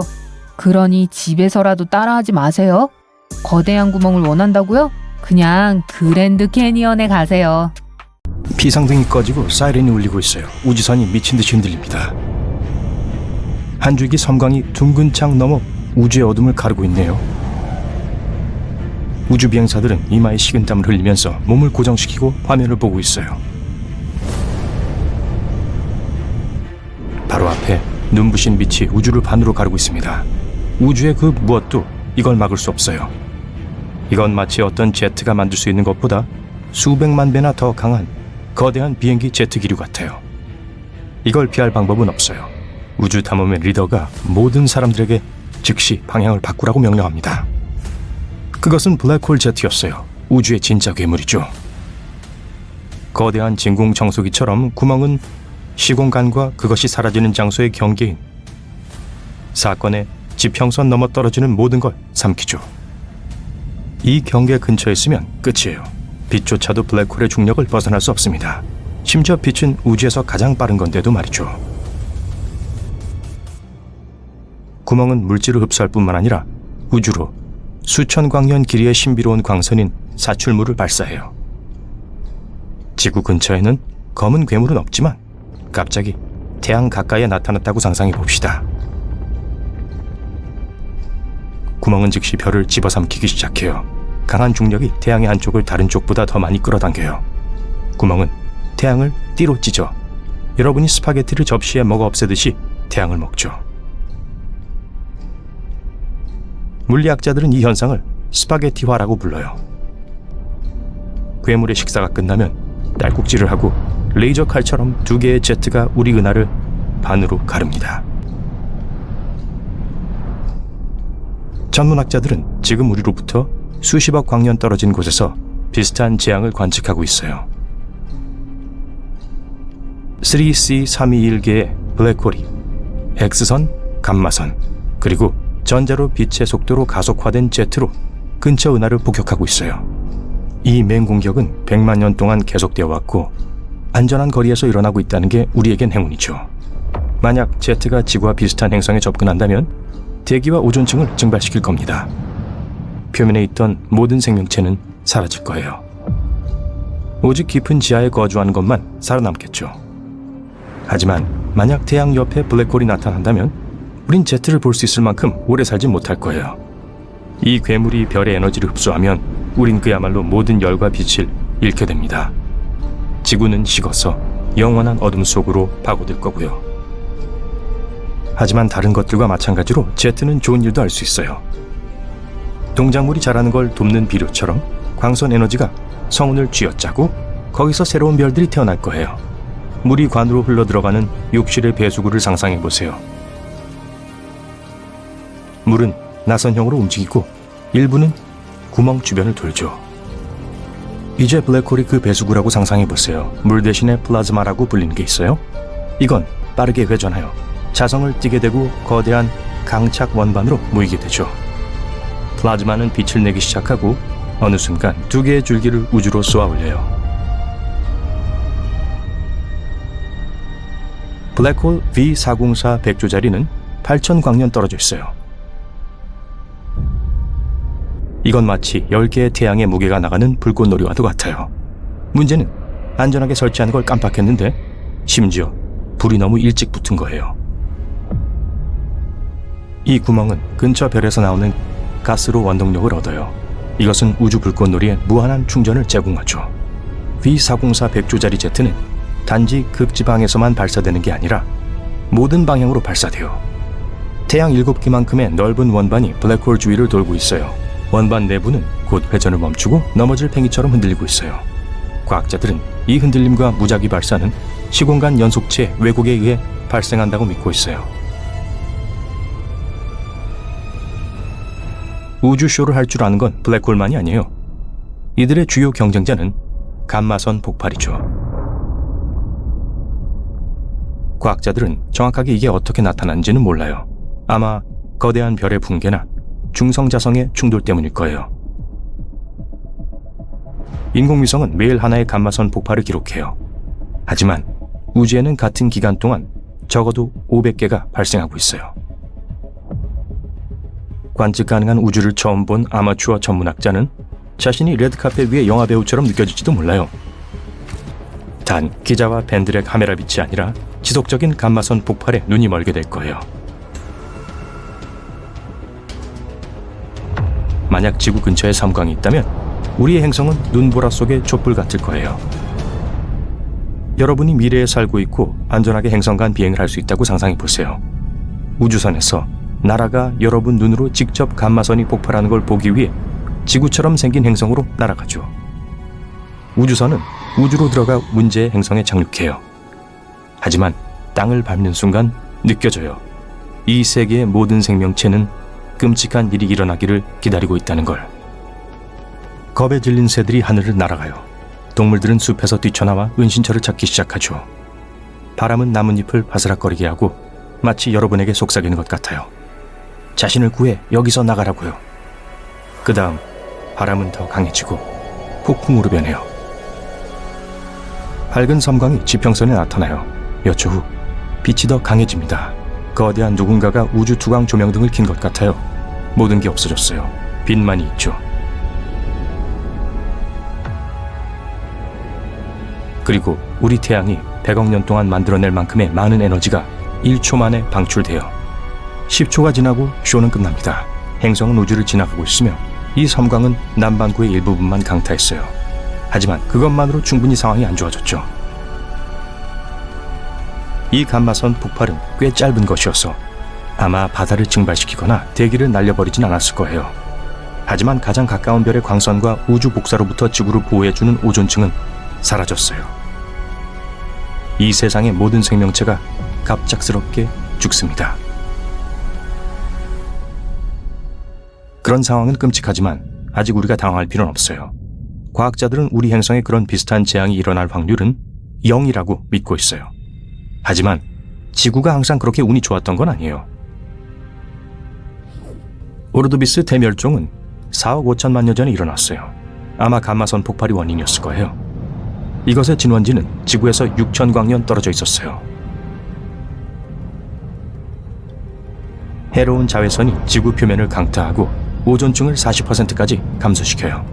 식물과 동물의 절반 이상이 사라져요. 하지만 생명을 계속 발전하고 2억 년 후 공룡들이 지구에 돌아다니기 시작하죠. 에타 카리나이는 극대 거성 쌍성계예요.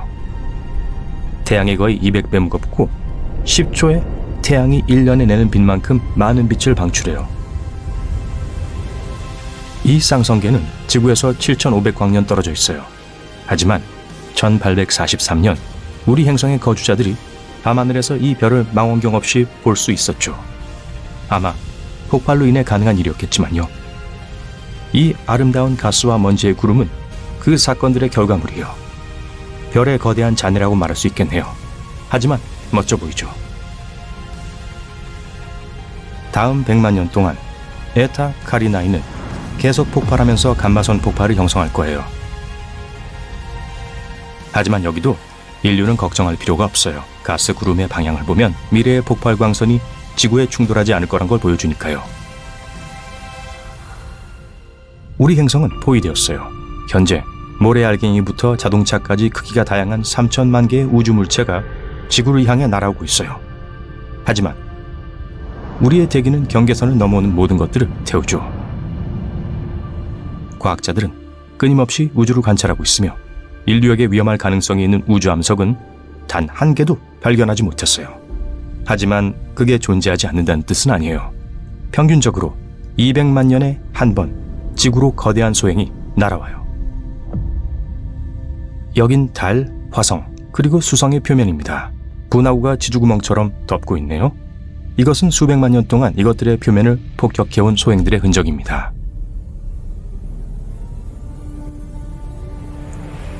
대기는 하늘에서 내리는 암석 샤워에 대한 훌륭한 방패예요. 하지만 매년 약 500개의 거대한 물체가 이걸 뚫고 와요. 대부분 바다나 인적이 드문 지역에 떨어져 알려지지 않은 채로 남죠. 지구에서는 지질 활동은 계속됩니다. 대륙은 움직이고 산은 오르내리죠. 여러분이 이 영상을 보는 동안 지구의 풍경은 변하고 있어요.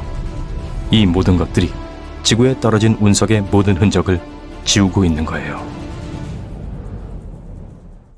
블랙홀은 우주에서 가장 수수께끼 같고 불길한 현상 중 하나예요. 별과 행성 전체를 집어삼켜 공간과 시간의 구조를 뒤흔들 수 있죠. 하지만 만약 우리의 고향인 지구가 블랙홀의 사건 지평선에 휘말린다면 어떨까요? 피할 수 없는 종말 앞에 우리는 무엇을 보게 될까요? 어디 한번 살펴보겠습니다. 블랙홀은 운동장의 불량배 같은 거예요. 어떻게든 피해야 해요. 블랙홀은 중력이 너무 강해서 빛은 물론 그 어떤 것도 빠져나갈 수 없는 공간이에요. 탈출 고기회사 후딘이랑은 정반대네요. 눈 결정체처럼 모든 블랙홀은 고유해요. 각각의 블랙홀은 질량, 스핀, 전하를 가지고 있어요. 그리고 청바지처럼 다양한 크기로도 존재해요. 몸집이 작고 날씬하고 보통이고 허스키하거나 어쨌든 4가지 크기가 있어요. 가장 작은 블랙홀은 항성 질량 종류예요.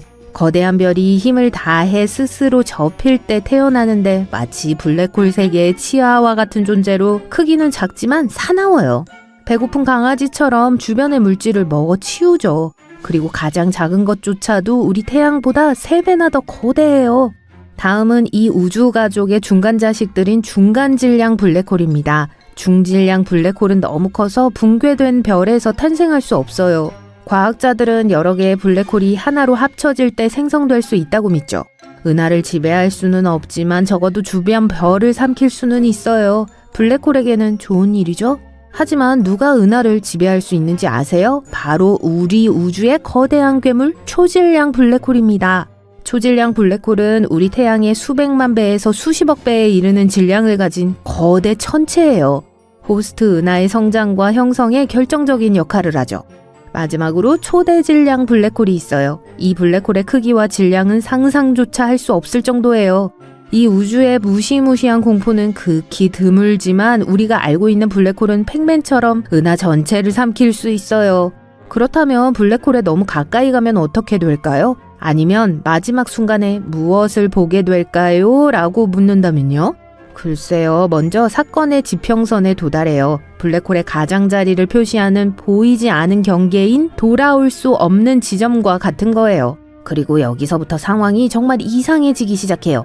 예를 들어 시간이 느려지기 시작해요. 여러분이 아니라 안전한 거리에서 여러분을 지켜보는 외부인에게 말이죠.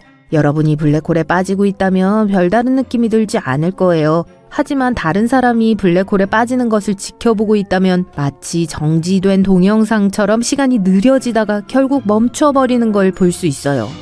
더 가까이 다가가면 꽤나 놀라운 광경이 보이기 시작할 거예요. 중력으로 인해 주변의 빛이 구부러지고 왜곡돼서 일종의 펀하우스 거울 효과를 만들어낼 거예요. 광자골이라고 알려진 블랙홀 주변의 빛의 후광이나 블랙홀의 극에서 뿜어져 나오는 고에너지 입자 분출을 볼 수도 있어요. 실제로 블랙홀에 가까이 다가가도 큰 영향을 느끼지 못할 수도 있어요. 하지만 사건의 지평선을 넘어가면 다시는 돌아올 수 없어요. 주사위는 던져졌죠. 이 경계를 넘으면 아무것도 볼 수 없게 돼요. 외부에서 여러분을 지켜보는 사람에게는 마치 갑자기 사라진 것처럼 보일 거예요. 한편 스파게티 조각처럼 약간 늘어나는 느낌이 들 수도 있어요. 중력이 너무 극명하게 달라서 한 번에 여러 방향으로 당겨지기 때문인데 이 현상을 나타내는 스파게티화라는 과학 용어가 있을 정도예요. 언제 링기니화에 대해서도 다뤄볼게요. 이제 블랙홀 안에 들어왔으니 특이점을 조준하고 있어요. 특이점은 모든 물질이 한 점으로 뭉쳐지는 무한한 밀도의 중심점이에요. 마치 코끼리를 작은 성냥갑에 넣으려는 것과 같아서 모든 것이 가능한 한 작아질 때까지 뭉개져요. 이제 작별 인사를 해야 할 때라는 뜻이겠죠. 이 모든 것이 무섭게 들린다면 블랙홀이 전혀 드물지 않다는 또 다른 재미있는 사실을 알아두세요. 사실 우리 은하수를 포함한 모든 은하의 중심에 하나씩 존재해요. 그렇다면 결국 우리가 블랙홀에 빨려 들어간다는 뜻일까요? 그러면 정확히 어떻게 그런 일이 일어날까요? 어디 봅시다. 블랙홀이 우리 태양계로 접근한다고 상상해 볼게요. 처음에는 멀리 있는 작은 점으로만 보여요. 하지만 점점 더 가까워지면서 중력이 주위를 혼란에 빠뜨리기 시작해요. 행성이 궤도를 벗어나기 시작하고 소행성이 사라지고 해성이 수백만 조각으로 산산조각이 나기 시작합니다. 하지만 진짜 파멸은 아직 오지 않았어요. 머지않아 지구에 도달하겠죠. 먼저 지구의 대기가 블랙홀 쪽으로 끌려가면서 거대한 폭풍우가 일어날 거예요. 그리고 바다에는 거대한 파도가 일고 물 자체가 중력에 의해 왜곡될 거예요. 바닷물이 기지개 켜듯 넓게 펼쳐지는 모습을 상상해보세요. 지구의 자기장은 지구의 핵에서 녹은 철의 움직임에 의해 생성돼요. 하지만 이제 블랙홀의 극심한 조성력이 이 운동을 방해해서 자기장을 약화시키고 왜곡시킬 거예요. 이 모든 것으로 인해 행성의 지각과 멘틀이 떨어져 나가면서 대규모 지진과 화산 폭발이 일어날 거예요. 모든 인프라와 기술이 완전히 파괴되겠죠. 건물, 교량, 도로가 산산조각이 날 거예요. 좋아요. 일시정지 버튼을 눌러보겠습니다. 꽤 끔찍하죠? 네, 하지만 걱정하지 마세요. 여러분은 이 모든 것을 보지도 못할 거예요. 블랙홀의 영향을 훨씬 더 일찍 느꼈을 테니까요. 다시 미래로 돌아와서 우리는 모든 것이 붕괴되기 전에 자기장을 잃게 될 거예요. 그리고 날씨와 기후가 끔찍해지는 데다 극심한 방사선에 노출되기도 하겠죠. 이 감마선과 블랙홀의 열은 지구를 크게 변화시킬 수 있어요. 우리의 모든 아름다운 자연과 작별 인사를 하세요. 적어도 불행은 동행을 좋아해요. 우리만 블랙홀의 영향을 받는 건 아닐 거예요. 아마도 더 나쁘겠죠. 이 괴물이 태양계 전체를 삼킨다면 거의 모든 것을 집어삼킬 거예요. 즉각적인 영향 중 하나는 소행성, 해성 및 기타 모든 천체의 궤도가 파괴되는 거예요. 행성들은 변형되고 늘어나기 시작해서 표면이 녹은 금속처럼 휘어질 거예요. 태양 자체도 영향을 받아 표면이 퍼티 덩어리처럼 뒤틀리게 될 거예요. 네, 그 모든 것이 상상하기조차 무섭습니다.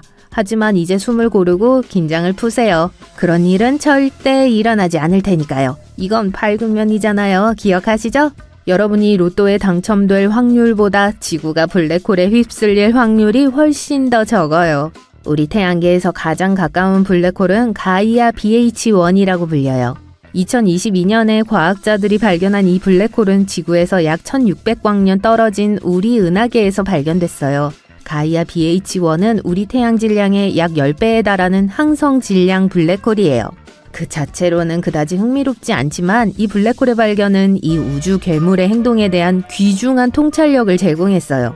하지만 보시다시피 가장 가까운 블랙홀조차도 청광년 이상 떨어져 있어요. 블랙홀은 매우 느리게 움직이기 때문에 우리 태양계에 위협이 될 정도로 가까이 다가오진 않아요. 은하수 중앙에 블랙홀이 있다고 하지 않았나요? 블랙홀이 결국 우리 은하 전체를 집어삼킬 거라는 뜻 아닌가요? 라고 하실 수도 있어요. 그런 타입이 아니실 수도 있고요. 아무튼 걱정하지 마세요. 정답은 아니오입니다. 우리 은하 중앙에 있는 별은 궁수자리 A스타라고 불려요.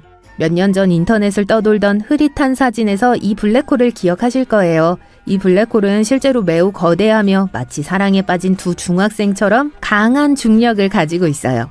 하지만 여전히 작은 콩 한쪽에 불과해요. 그래서 가까운 물체에만 영향을 미쳐요. 은하계의 천체들은 모두 너무 크고 너무 빨리 움직여서 블랙홀에 빨려 들어가기 어려워요. 그럼에도 불구하고 블랙홀은 여전히 연구하기에 매력적인 물체입니다. 과학자들은 여전히 블랙홀의 신비를 풀기 위해 노력하고 있어요. 블랙홀은 우리에게 전혀 위험하지 않더라도 우주의 놀라운 힘을 상기시켜주는 존재예요. 이제 초콜릿의 놀라운 힘에 주목해볼까 싶네요.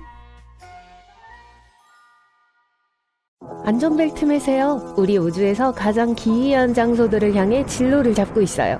그리고 여러분은 지금까지 소수만 봤던 아주 신비한 현상을 보게 될 거예요. 최근 천문학자들은 우리의 고향 은하 중심에 있는 초대질량 블랙홀이 새고 있을지도 모른다는 걸 발견했어요. 이게 왜 중요한 변화냐고요? 왜냐하면 우리 태양 질량의 410만 배인 궁수자리 A라고 불리는 이 블랙홀이 이전에 생각했던 것처럼 자고 있는 거인이 아닐 수도 있기 때문이에요. 아직도 활동적일 수 있어요. 그리고 과학자들이 기록한 누출은 아마도 블랙홀이 가스 구름을 삼키면서 딸꾹질하는 걸 수도 있어요. 저도 가끔 그렇게 해요. 연구를 진행하는 동안 천문학자 팀은 허블 우주 망원경을 사용했어요. 토치 같아 보이는 분출을 발견하는 데 도움을 줬죠. 우리 은하의 중심에 수소 구름을 밀어 넣고 있었어요. 그 분출은 마치 모래더미에 꽂힌 호스처럼 가스를 뱉고 있는 것 같았죠. 이 현상은 종종 거대한 중력에 의해 당겨진 물질에 둘러싸인 다른 활동적인 블랙홀 주변에서 발생해요. 이 물질들의 일부가 블랙홀로 빨려 들어가요. 하지만 그중 작은 부분들이 강력한 자기장에 의해 바깥쪽으로 쓸려 나가요. 이 연구는 거대한 가스 구름이 우리의 초대 질량 블랙홀에 너무 가까워지면 잡아먹힌다는 걸 시사해요. 그리고 나서 블랙홀이 물질의 작은 분출물들을 트림하죠. 페르미 버블은 약 200만 년 전에서 400만 년 전에 발생한 트림의 결과일 수 있어요. 하지만 최근 과학자들은 뜨거운 가스에 또 다른 거대한 빛나는 버블을 발견했어요. 초대질량 블랙홀에서 35광년 이상 뻗어나가는 분출물과 일직선을 이루고 있죠. 천문학자들은 분출물이 이 가스 버블 속으로 달려들어 부풀렸을 수도 있다고 해요. 이제 우주의 다른 놀라운 장소들을 방문해 봅시다. 하지만 조심하셔야 돼요. 이 중 어떤 건 엄청 위험하거든요. 바로 이 블랙 위도우 펄서라고 불리는 회전하는 중성자별처럼 말이죠. 거미 이름처럼 파트너인 가벼운 갈색 외성을 우적우적 먹고 있어요. 이 펄서는 더 많은 물질을 소비할수록 느리게 회전해요. 중성자별이 그 과정에서 잃는 에너지 때문에 동반성은 줄어들게 돼요. 만약 그게 존재한다면 핵파스타는 우주 전체에서 제일 강한 물질일 거예요. 소멸된 별들의 잔여물에서 형성된 이 물질은 스파게티 같은 물질들의 엉킴으로 압축돼요. 부술 수는 있는데 강철을 부수는데 필요한 것보다 100억 배의 압력을 가해야만 할 수 있을 거예요. 유리비가 내리는 행성을 방문해보는 건 어떨까요? 전 거절할게요. 이 밝은 푸른색 외계 행성은 평화롭고 약간 친숙해 보여요. 지구랑 조금 비슷하지 않나요? 하지만 이 아름다운 외관은 이 행성의 무시무시한 본성을 숨기고 있어요. 표면에서의 바람은 시속 8,700km로 불어요. 음속의 7배죠. 하지만 이게 최악이 아니에요. 이 뜨거운 외계 세상에서는 비가 옆으로 내려요. 태양 쓰나미는 끝장나는 사건이라고 불리는 태양 현상이에요. 이 쓰나미는 태양의 적도에서 일어나요. 재앙과도 같은 자기장 충돌이 거대한 플라즈마 쌍둥이 쓰나미를 일으키는 것 같아요. 이 쓰나미들은 초당 305m의 속도로 움직이면서 별의 표면을 가로질러 찢어요. 한 번에 몇 주 동안 지속될 수 있고 10년 정도마다 일어날 수 있어요.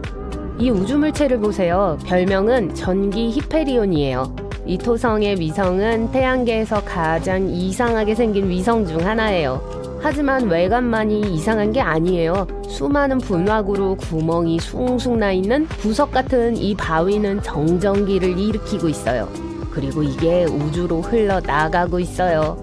이것 좀 보세요. 오로라가 있는 떠돌이 행성이에요. 우주에서 길을 잃고 은하계를 떠돌면서 떠돌이 행성들은 한때 모항성으로부터 멀리 떨어졌었어요. 하지만 그중 지구에서 200광년 떨어진 건 다른 것들과 달라요. 목성보다 200배 강한 자기장을 가진 행성 크기만한 물체예요. 이 자기장이 너무 강력해서 행성의 대기에 번쩍이는 오로라를 생성하고 있어요.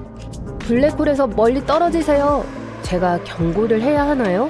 네, 그게 우주에서 가장 위험한 물체들 중 하나거든요. 하지만 미니 블랙홀은요? 거대한 형제들과는 달리 가상의 미니 블랙홀은 정말 작을 수 있어요. 원자보다도 크지 않을 수 있죠. 그렇다 해도 그렇게 작은 것 하나가 자동차 세단 1000대의 질량을 갖고 있을 수도 있어요. 한 이론에서 수톤의 마이크로 블랙홀이 빅뱅 직후와 우주의 시작에 생성되었을 수도 있다고 주장해요. 어떤 과학자들은 심지어 작은 블랙홀이 몇 개씩 매일 우리 행성을 통과하고 있다고까지 말해요. 아, 다음 정거장이 정말 마음에 드실 거예요. 불타는 얼음 행성이에요. 멀리 떨어진 해왕성 크기의 외계 행성 글리제 436b에는 반전이 있습니다. 타는 듯이 뜨거운 얼음으로 만들어졌죠. 이 행성은 적색 외성 글리제 436 주위를 단 이틀 만에 완전히 돌아요. 그러니까 모항성에 놀라울 정도로 가까이 접근하고 있다는 뜻이에요. 그래서 행성의 온도가 427도 이하로 좀처럼 떨어지지 않는 걸 수도 있어요. 하지만 제일 이상한 거요? 이 행성에는 아이스 X로 알려진 거대한 양의 물얼음이 있는데 지독하게 뜨거운 온도에도 불구하고 고체 상태를 유지하고 있어요. 보석을 좋아한다면 이 다음 세상은 여러분을 위한 거예요. 다이아몬드 행성이에요. 지구에서 약 4,000광년 떨어진 곳에 하나의 거대한 다이아몬드 같은 행성이 있어요. 이 행성은 지금까지 발견된 다른 행성들보다 밀도가 높고 대부분 탄소로 이루어져 있어요. 밀도가 너무 높아서 천문학자들은 이 탄소가 수정일 수도 있다고 생각해요. 그래서 이는 적어도 행성의 일부가 다이아몬드라는 걸 의미할지도 몰라요. 다른 위성을 도는 위성들은 존재할 수도 있고 없을 수도 있어요. 아직 이것에 대해 천문학자들이 합의한 건 없어요. 행성은 항성 주위를 돌고 위성은 행성 주위를 돌아요. 그러면 왜 위성에 위성은 있을 수 없을까요? 또한 서브 위성, 무넷, 무운스라고도 알려져 있죠. 사실 꽃이 달린 하와이 드레스 같은데요. 무무스라고 아세요? 하지만 안타깝네요. 연구원들은 위성에 위성이 존재할 수 있다고 주장해요. 하지만 호스트 위성은 충분히 무거워야 하고 위성의 위성은 충분히 작아야 하며 이 위성들과 호스트 행성 사이의 간격이 넓어야 해요. 자, 이제 살아있는 화석 은하로 안내하겠습니다. DGSat-1은 은하수만큼 커요. 하지만 별들이 엄청나게 얇게 흩어져 있어서 거의 보이지 않아요. 이 은하는 독특하게도 이런 종류의 다른 은하들과는 달리 혼자 있어요. 이런 건 보통 성단에서 찾아볼 수 있어요. 이건 DGSat-1이 아마 빅뱅 이후 10억 년 후인 다른 시대에 형성되었다는 걸 의미할 수 있어요. 만약 이게 사실이라면 이 은하는 진짜 살아있는 화석이에요. 이제 다음 우주 현상은 여러분이 볼 수 없을 거예요. 왜냐하면 사람들은 적외선을 볼 수 없거든요.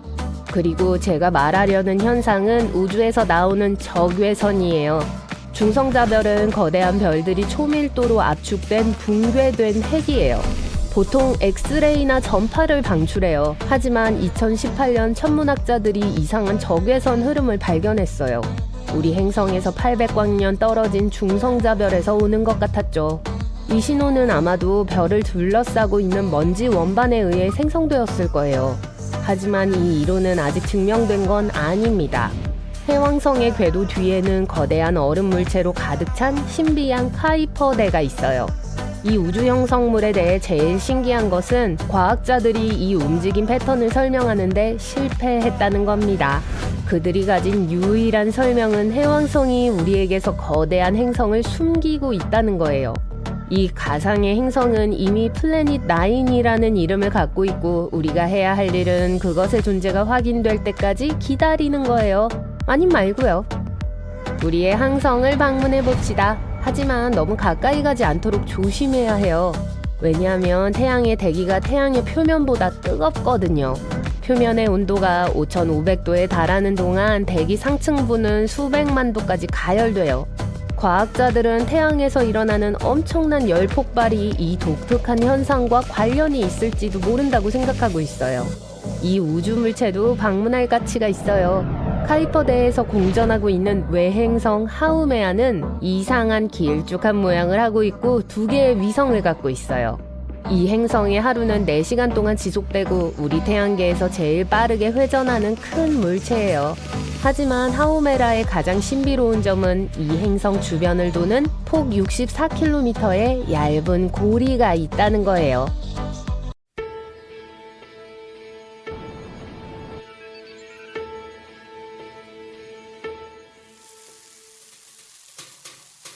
블랙홀은 잡식동물 같아요. 충분히 가까이 온다면 뭐든 먹을 거예요. 행성, 별, 가스구름 또는 매우 불행한 은하계 여행자들을 포함해서 말이죠. 정말로 배고파서 우주 물체를 쫓는 건 아니에요. 그냥 근처에 오는 뭐든 삼켜버리는 거죠. 거대한 우주 물체가 스파게티처럼 얇아질 때까지 늘려서 원자 하나하나를 다 찢어버리죠. 블랙홀은 아주 작은 패키지로 된 엄청난 양의 물질이에요. 마치 태양보다 10배 더 크고 거대한 별을 뉴욕시 지름만한 작은 지역에 쥐어짜 넣는 것과 같아요. 빛조차 빠져나갈 수 없을 정도로 강한 중력을 가진 매우 무겁고 작고 밀집된 구덩이를 얻게 되어 다른 블랙홀조차 못 나가요. 블랙홀은 우주에 고정된 지점이 없어요. 별, 행성, 소행성, 해성, 블랙홀 그리고 우주에 있는 모든 것들이 끊임없이 움직여요. 그래서 가끔 일이 이렇게 정신없어지죠. 연구원들은 한 은하의 중심부에서 훨씬 더 큰 블랙홀에 의해 먹히고 있는 거대한 블랙홀을 발견했어요. 블랙홀은 극도로 커질 수 있어요. 대부분의 거대한 은하의 중심에서는 우리 태양의 수백만 배에서 수십억 배까지 성장할 수 있는 블랙홀이 있어요. 그렇게 커지게 되는 방법 중 하나는 다른 블랙홀을 먹는 거예요. 블랙홀과 다른 블랙홀이 합쳐지는 것은 우주에서 가장 에너지 넘치고 강력한 것 중 하나죠. 상상해보세요. 13억 년 전에 두 블랙홀이 서로 주위를 돌고 있었어요. 더 큰 게 더 작은 블랙홀을 안으로 끌어당겨서 나선형으로 묶이게 되죠. 시간이 지남에 따라 그 궤도가 붕괴하기 시작해요. 하지만 아주 천천히요. 이 두 블랙홀은 끊임없이 가까워지고 있어요. 서로에게 가까이 갈수록 그걸 둘러싸고 있는 궤도를 돌고 있는 먼지와 가스 원반들이 섞여서 솟아오르는 강렬한 소용돌이를 만들어내요. 이것은 그 원반 중앙에서 꽤 높이 뻗어 올라가요. 어느 순간 마침내 하나의 거대한 초대 질량 블랙홀로 합쳐지죠. 병합하면서 중력파를 방출해요. 이 파동은 블랙홀에 대해 많은 걸 알려주지만 정확한 위치를 알 순 없어요. 그래서 과학자들은 전파, X선 또는 섬광이나 빛 같은 블랙홀의 위치를 찾아줄 전자기 신호가 필요해요. 우린 블랙홀을 볼 수 없어요. 하지만 그걸 둘러싸고 있는 우주 물체에 미치는 영향을 감지할 수 있죠. 블랙홀이 물질의 구름을 통과할 때 그것의 강한 중력이 물질을 안으로 끌어당겨요. 만약 별이나 행성이 충분히 가까이 간다면 같은 일이 일어날 거예요. 그 끌어당겨진 물질은 속도를 내기 시작해요. 즉, 엄청나게 빠르게 움직이면서 가열되기 시작하죠. 그런 다음 블랙홀은 그걸 둘러싸고 있는 영역에 방출되는 X선을 내뿜기 시작해요. X선의 에너지는 이웃에 영향을 미치는데 예를 들어 새로운 별의 성장을 촉진시킬 수도 있어요. 그리고 마침내 쾅! 충돌하죠. 이건 빅뱅 이후 가장 큰 폭발로 엄청난 에너지의 폭발이에요. 1초도 안 되는 시간에 그 충돌은 보이는 은하에 있는 모든 별들이 동시에 함께 낼 수 있는 것보다 더 많은 에너지를 방출해요. 블랙홀은 거대해질 수 있지만 꼭 그렇진 않아요. 별 질량 블랙홀은 태양과 비슷한 질량을 갖고 있으면서도 아주 작을 수 있어요. 2019년에 과학자들이 발견한 건 우리로부터 10,000광년 떨어져 있으며 지름은 19.3km에 불과해요. 정말 파괴하는 걸로 유명하지만 블랙홀은 항성과 비슷한 또 다른 중력의 원천일 뿐이에요. 즉 우주물체가 이것의 궤도를 도는 게 가능하다는 의미예요. 물론 충분히 빠르게 움직인다면 말이죠. 태양과 같은 질량을 가진 블랙홀이 있다고 해보죠. 우주물체가 움직여야 하는 속도는 우리의 태양을 공전하는 데 필요한 속도와 같을 거예요. 거리가 같다면 말이죠. 그건 이론이에요. 실제로 행성들은 사실 블랙홀의 궤도를 돌지 않아요. 우리의 모항성과 비슷한 질량을 가진 항성들은 대부분 핵 연료가 떨어져 결국 폭발한 거대 별들의 잔해이기 때문이죠. 이건 애초에 블랙홀이 만들어지는 방식이에요. 그리고 근처에 있는 행성 중 어느 것도 살아남지 못할 가능성이 커요. 하지만 30년 전 과학자들은 태양계 너머에서 최초의 행성들을 발견했어요. 이 행성들이 펄서 주변에서 돌고 있는 게 발견됐는데 이것 역시 일종의 초신성 잔해예요. 우린 이게 어떻게 모항성의 폭발에서 살아남았는지 몰라요. 폭발 후에 형성된 잔해가 파괴된 후에 만들어졌을 수도 있어요. 과학자들은 심지어 블랙홀이 다른 은하로 가는 터널 같은 웜홀일 가능성이 있다는 이론도 갖고 있어요. 그럼 블랙홀이 삼킨 물체를 파괴하지 않고 어딘가로 보낸다는 게 되죠. 이 이론에 의하면 물체가 들어왔다가 다른 쪽으로 나가 터널을 떠나 블랙홀의 반대인 것인 화이트홀을 통해서 빠져나간다고 해요. 아마 회전하는 것과 비슷한 질량으로 동반자와 비슷해 보일 거예요. 사건의 지평선 주변에는 가스와 먼저 고리 모양이 있을 수 있어요. 사건의 지평선은 되돌아올 수 없는 지점이며 아무것도 빠져나갈 수 없는 블랙홀의 영역이죠. 블랙홀과 달리 화이트홀은 빛을 내보내고 모든 물질을 보내줘요. 하지만 그 어떤 것도 포털에 다시 들어갈 수 없어요. 약 50년 전 스티븐 호킹은 블랙홀이 에너지를 흘리고 있다는 걸 깨달았어요. 그리고 나서 과학자들은 블랙홀에서 화이트홀이 태어날 수 있다는 이론을 진전시켰죠. 아직 블랙홀이 어떻게 사라지는지 알 수는 없지만 이 시나리오에선 너무 작아져서 더 이상 다른 물체들을 삼킬 정도로 강한 중력을 가질 수 없게 돼요. 그래서 그때 화이트홀로 바뀔 수 있어요.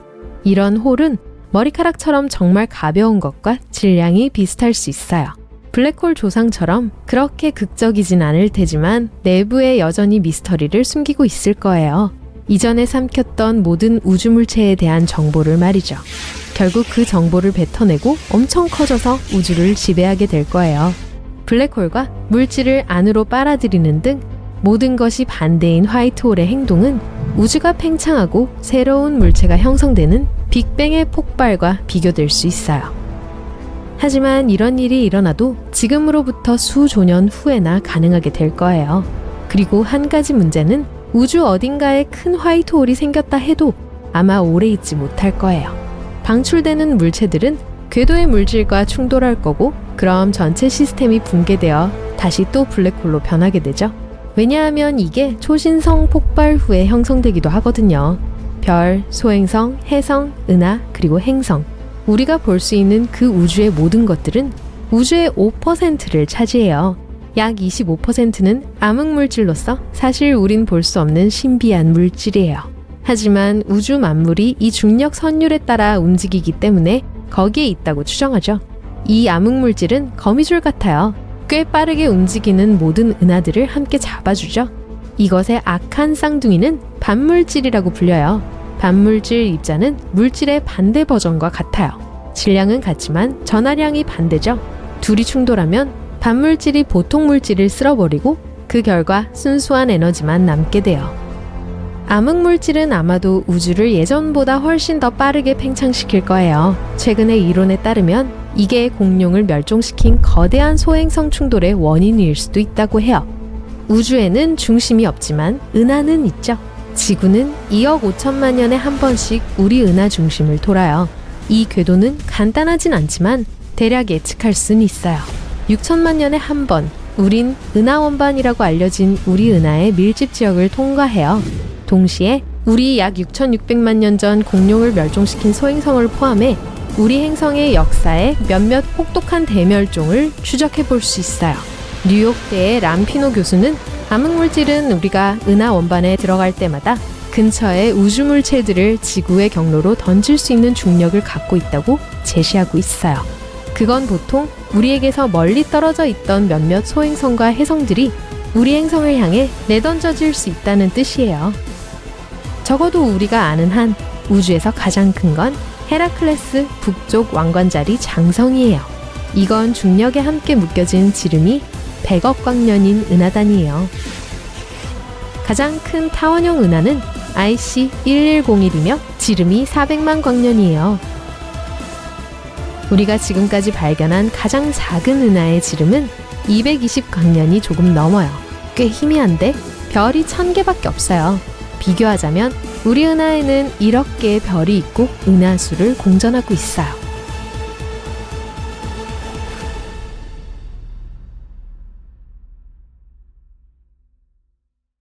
만일 블랙홀에 빠지면 미래가 바뀌고 과거가 지워질 수도 있습니다. 적어도 이론적으로는 말이죠.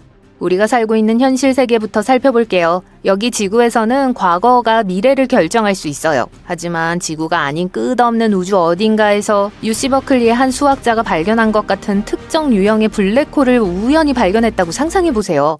일반 블랙홀과 혼동하지 않기 위해 이 유형을 양성 블랙홀이라고 부르기로 해요. 특정 블랙홀이 필요한 이유는 바로 이렇습니다. 일반 블랙홀에서는 살아남을 가능성이 거의 없기 때문이에요. 하지만 UC 버클리의 박사 연구원 힌츠의 계산에 따르면 우리가 양성 블랙홀이라고 부르기로 한 이 특정 유형의 블랙홀은 빠른 속도로 팽창할 수 있다고 해요. 이것이 바로 우리의 결정론적 세계에서 결정론적이지 않은 블랙홀로의 전환에서 살아남을 수 있는 이유입니다. 여러분이 그 통로에서 살아남아 이제 양성 블랙홀의 중심을 향해 나아가고 있다고 상상해 볼게요. 그 안에 무엇이 있는지 상상하는 건 불가능하며 여행자인 여러분이 실제로 블랙홀에 들어갈 수 있다면 그 안에 어떤 흥미로운 것들이 숨겨져 있는지 외부 세계와 소통할 수 없을 겁니다. 하지만 지금 우리가 관심을 갖는 건 그게 아니라 바로 과거를 지우는 방법입니다. 여러분이 이미 알고 있는 수학자 힌츠는 전하를 띠는 비회전 블랙홀을 연구해요. 블랙홀의 가장 중요한 점은 사건의 지평선 외에 코시 지평선도 있다는 거예요. 요점은 이렇습니다. 코시 지평선은 소위 결정론이 무너지는 곳입니다. 너무 과학적으로 들릴 수도 있지만 제가 설명해 드릴게요. 코시 지평선은 과거가 더 이상 미래를 결정하지 않는 곳입니다. 여기 수학적으로 입증되고 효과적인 과거를 지우는 방법이 있습니다. 우주로 가서 특정 블랙홀을 찾은 후에 중심까지 가서 코시 지평선에 도달하기만 하면 됩니다. 그러나 이 과정이 너무 복잡하다면 지구에서 실수하지 않고 살도록 노력하는 방법도 있어요. 과거가 취소된다, 미래가 발전할 수 있는 방법은 무한하다와 같은 아이디어는 매력적이면서도 비현실적으로 들릴 수 있습니다. 예를 들어 대학 진학과 학위 취득에 실패했지만 이제부터는 원하는 모든 것을 할 수 있는 기회가 주어졌다고 상상해보세요. 하지만 이론적으로만 그렇습니다. 실제로는 우리가 이미 이야기한 특정 블랙홀이 아닌 다른 블랙홀에 들어가면 여러분은 영원히 사라질 가능성이 높아요. 하지만 슬퍼하지 마세요. 현재의 육체적 형태만 사라질 뿐이거든요. 생각보다 조금 더 심오해요. 양자역학에는 간단한 방법으로 설명할 수 있는 흥미로운 원리가 있습니다. 우선 여러분이 사람이 아니라 정보에 불과하다고 상상해보세요. 여러분의 경험, 배경, 생각, 이 모든 것이 바로 자신에 대한 정보입니다. 이제 더 간단하게 설명해보겠습니다. USB 드라이브나 책을 상상해보세요. 이 두 가지 모두 정보를 담고 있습니다. 음악과 영화가 담긴 USB 드라이브를 부셔버리면 물리적 형태는 더 이상 존재하지 않지만 그 안에 담긴 정보는 영원히 존재합니다. 책도 마찬가지예요. 책을 태우면 그 안에 담긴 정보는 태워지지 않고 다른 형태로 계속 존재해요. 이 재미있는 이론에 따르면 스파게티와 되기 전 돌아오지 않는 지점인 사건의 지평선을 지나더라도 그 존재는 멈추지 않아요. 간단히 말해 우주 여행자는 여전히 존재하지만 정보의 형태로 존재한다는 거죠. 이제 블랙홀로 돌아가 볼게요. 스티븐 호킹에 따르면 블랙홀은 방사선을 방출합니다. 방사선은 블랙홀을 수축시키고 시간이 지남에 따라 블랙홀은 너무 많이 수축하여 결국 사라질 수 있습니다. 그렇다면 블랙홀이 사라지면 블랙홀에 얽힌 우주 비행사는 어떻게 될까요? 아니요, 이전에 존재했던 형태로 블랙홀 밖으로 튕겨져 나오진 않아요. 블랙홀로부터 방출되겠지만 호킹 방사선의 형태로 방출될 거예요. 하지만 아직 이론일 뿐입니다. 블랙홀에서 무슨 일이 일어나는지 정확히 아는 사람은 아무도 없다는 거 기억하시나요? 또 다른 이론에 따르면 블랙홀에서 일어나는 일은 실제로 블랙홀에 머물지 않는다고 합니다. 난 내가 지난 여름에 한 일을 알고 있다. 예, 블랙홀 버전인가요? 어쨌든 일부 과학자들은 블랙홀의 시간을 되돌릴 수 있는 포털이 있을 수 있다고 믿습니다. 이 이론에 따르면 블랙홀의 끝에는 화이트홀이 있다고 해요. 거기에 도착하면 지난 일을 되돌릴 수 있습니다. 엄마가 좋아하는 꽃병을 깨뜨렸나요? 화이트홀로 들어가면 새 것처럼 만들 수 있어요. 스크램블을 요리하고 신선한 오렌지 주스를 만들었는데 전혀 먹음직스럽지 않다고요? 화이트홀 안에서 요리하면 문제없어요. 달걀은 아직 깨지 않았고 오렌지는 아직 잘리지 않았어요. 음식물 쓰레기도 없겠네요. 시간을 되돌릴 수 있다면 정말 멋질 것 같으니까 블랙홀이 필요할지도 모르겠네요. 예를 들어 실험실에서 블랙홀을 만든다면 지구 전체를 집어삼킬 만큼 커져서 모든 것을 삼킬 수 있을 겁니다. 먼저 지구에서 블랙홀과 비슷한 걸 만들 수 있는 대형 강입자 충돌기부터 먹어치우겠죠. 다음은 대형 강입자 충돌기가 있는 제네바, 그 다음에는 스위스 전체, 그 다음에는 유럽. 그렇게 되면 얼마 지나지 않아 지구도 사라질 거예요. 다행히도 블랙홀이 나타난다고 해도 너무 작아서 아무것도 할 수 없을 거예요. 블랙홀은 실제로 많은 에너지를 생산하고 용광로와 같은 열로 방출합니다. 즉, 연료가 다 떨어지면 사라진다는 뜻이죠.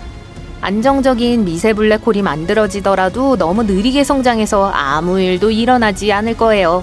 주변의 작은 입자를 흡수할 만큼 오래 살아남는다고 해도 그 정도 크기의 블랙홀은 무게가 0.5kg이 되는데 엄청나게 오래 걸릴 거고 그때 우리는 더 이상 존재하지 않을 거예요. 하지만 지구에 블랙홀이 있다는 건 대단한 일이 될 수 있습니다.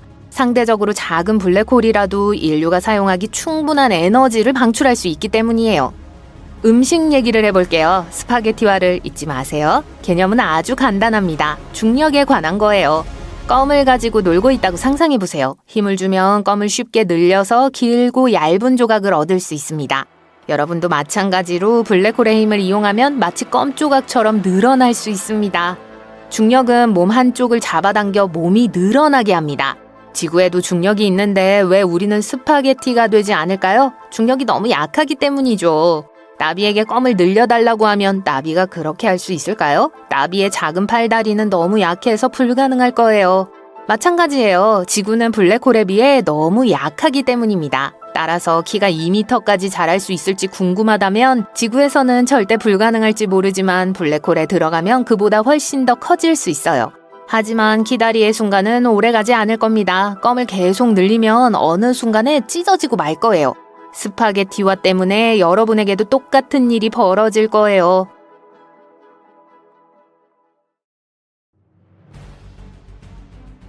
어둡고 배고픈 괴물들이 우주 곳곳에 살고 있습니다. 이 괴물들은 거대한 별들이 우주로 폭발할 때 태어납니다.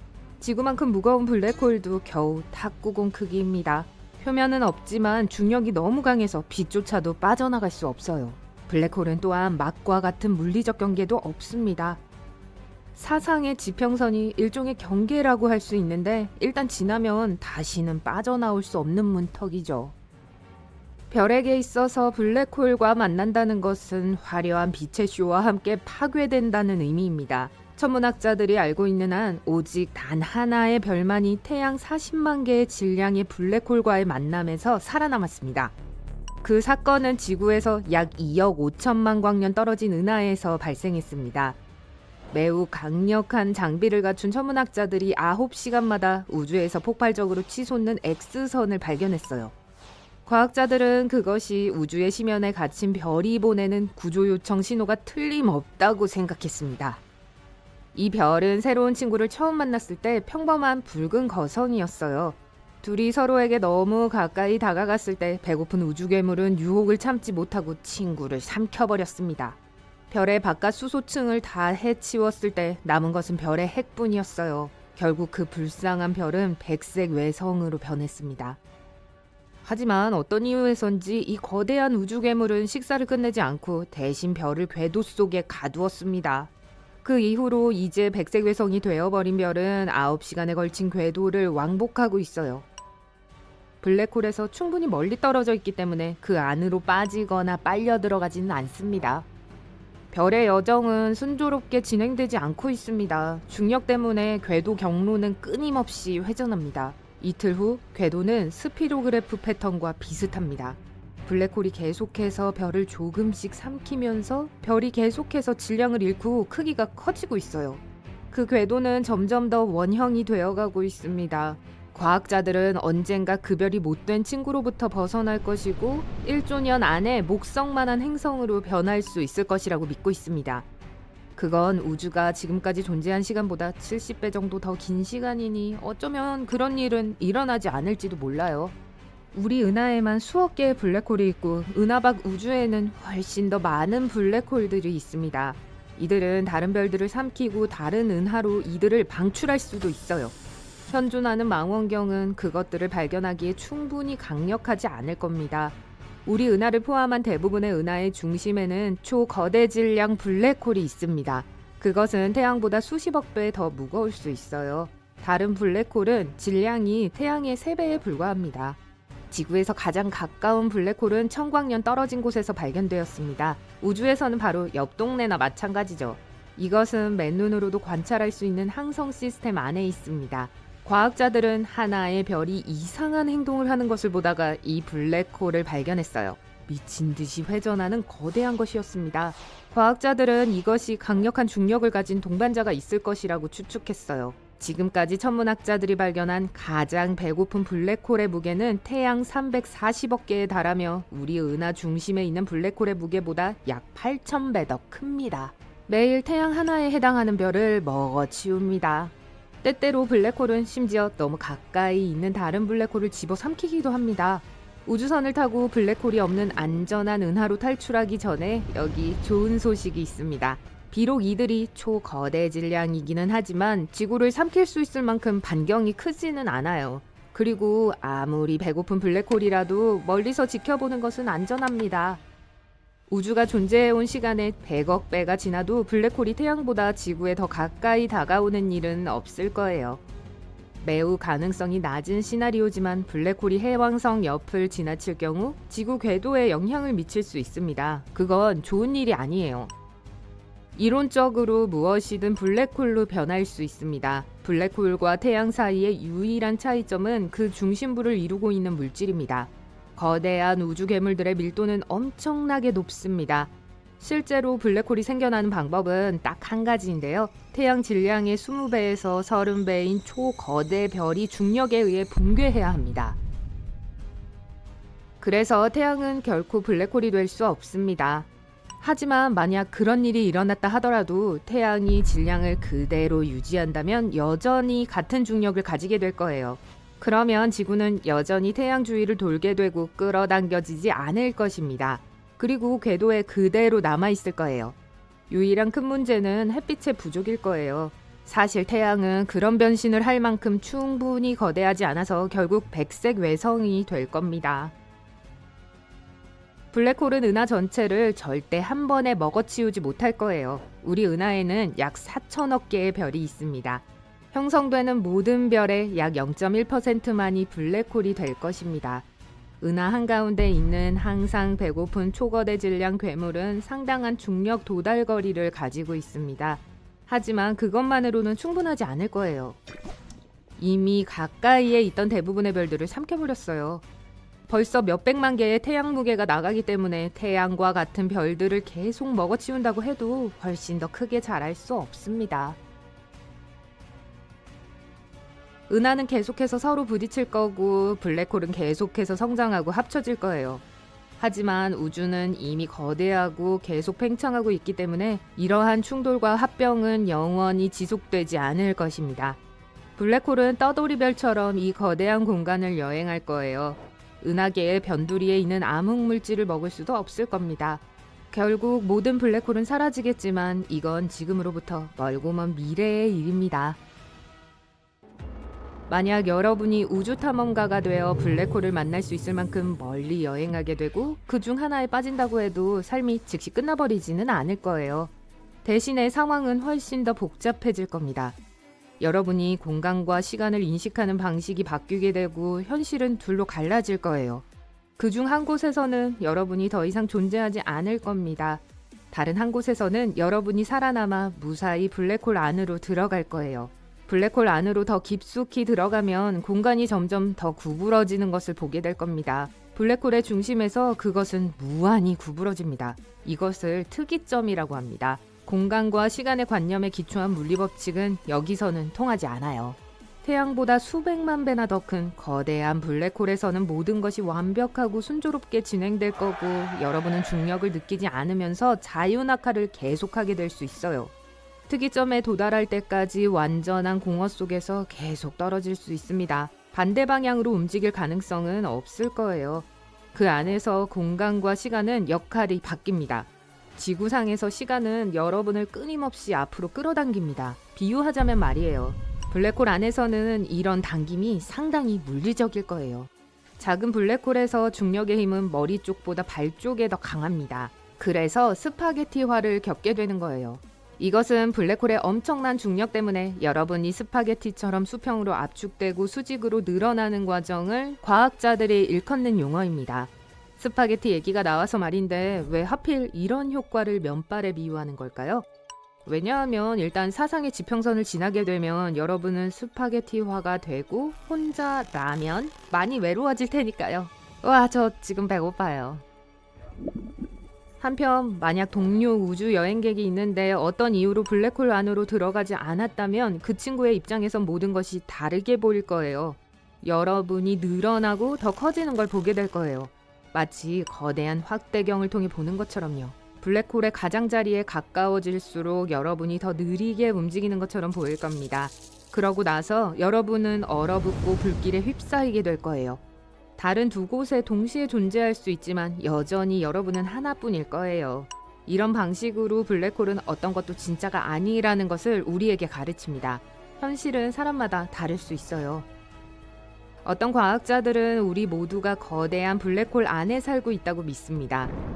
우주의 모든 것은 빅뱅으로부터 시작되었습니다. 하지만 그 이전에도 무언가가 있었다는 이론이 있습니다. 우주의 모든 질량과 에너지를 집약시킨 초밀도의 씨앗이 있었고 10억 개의 태양만큼 무거웠죠. 인간이 관측할 수 있는 어떤 입자보다도 1조 배나 작았습니다. 이 씨앗은 블랙홀 안에서 탄생했을 수도 있어요. 만약 여러분이 하나 이상의 우주가 있다고 믿는다면 블랙홀은 또한 그런 우주 사이에 문 역할을 할 수 있습니다. 이것은 마치 두 나무가 하나의 뿌리를 공유하는 것과 같아요. 블랙홀은 빛을 내지 않기 때문에 직접 볼 수 없습니다. 과학자들은 블랙홀이 주변 환경에 끼치는 영향을 관찰함으로써만 블랙홀을 발견할 수 있었습니다.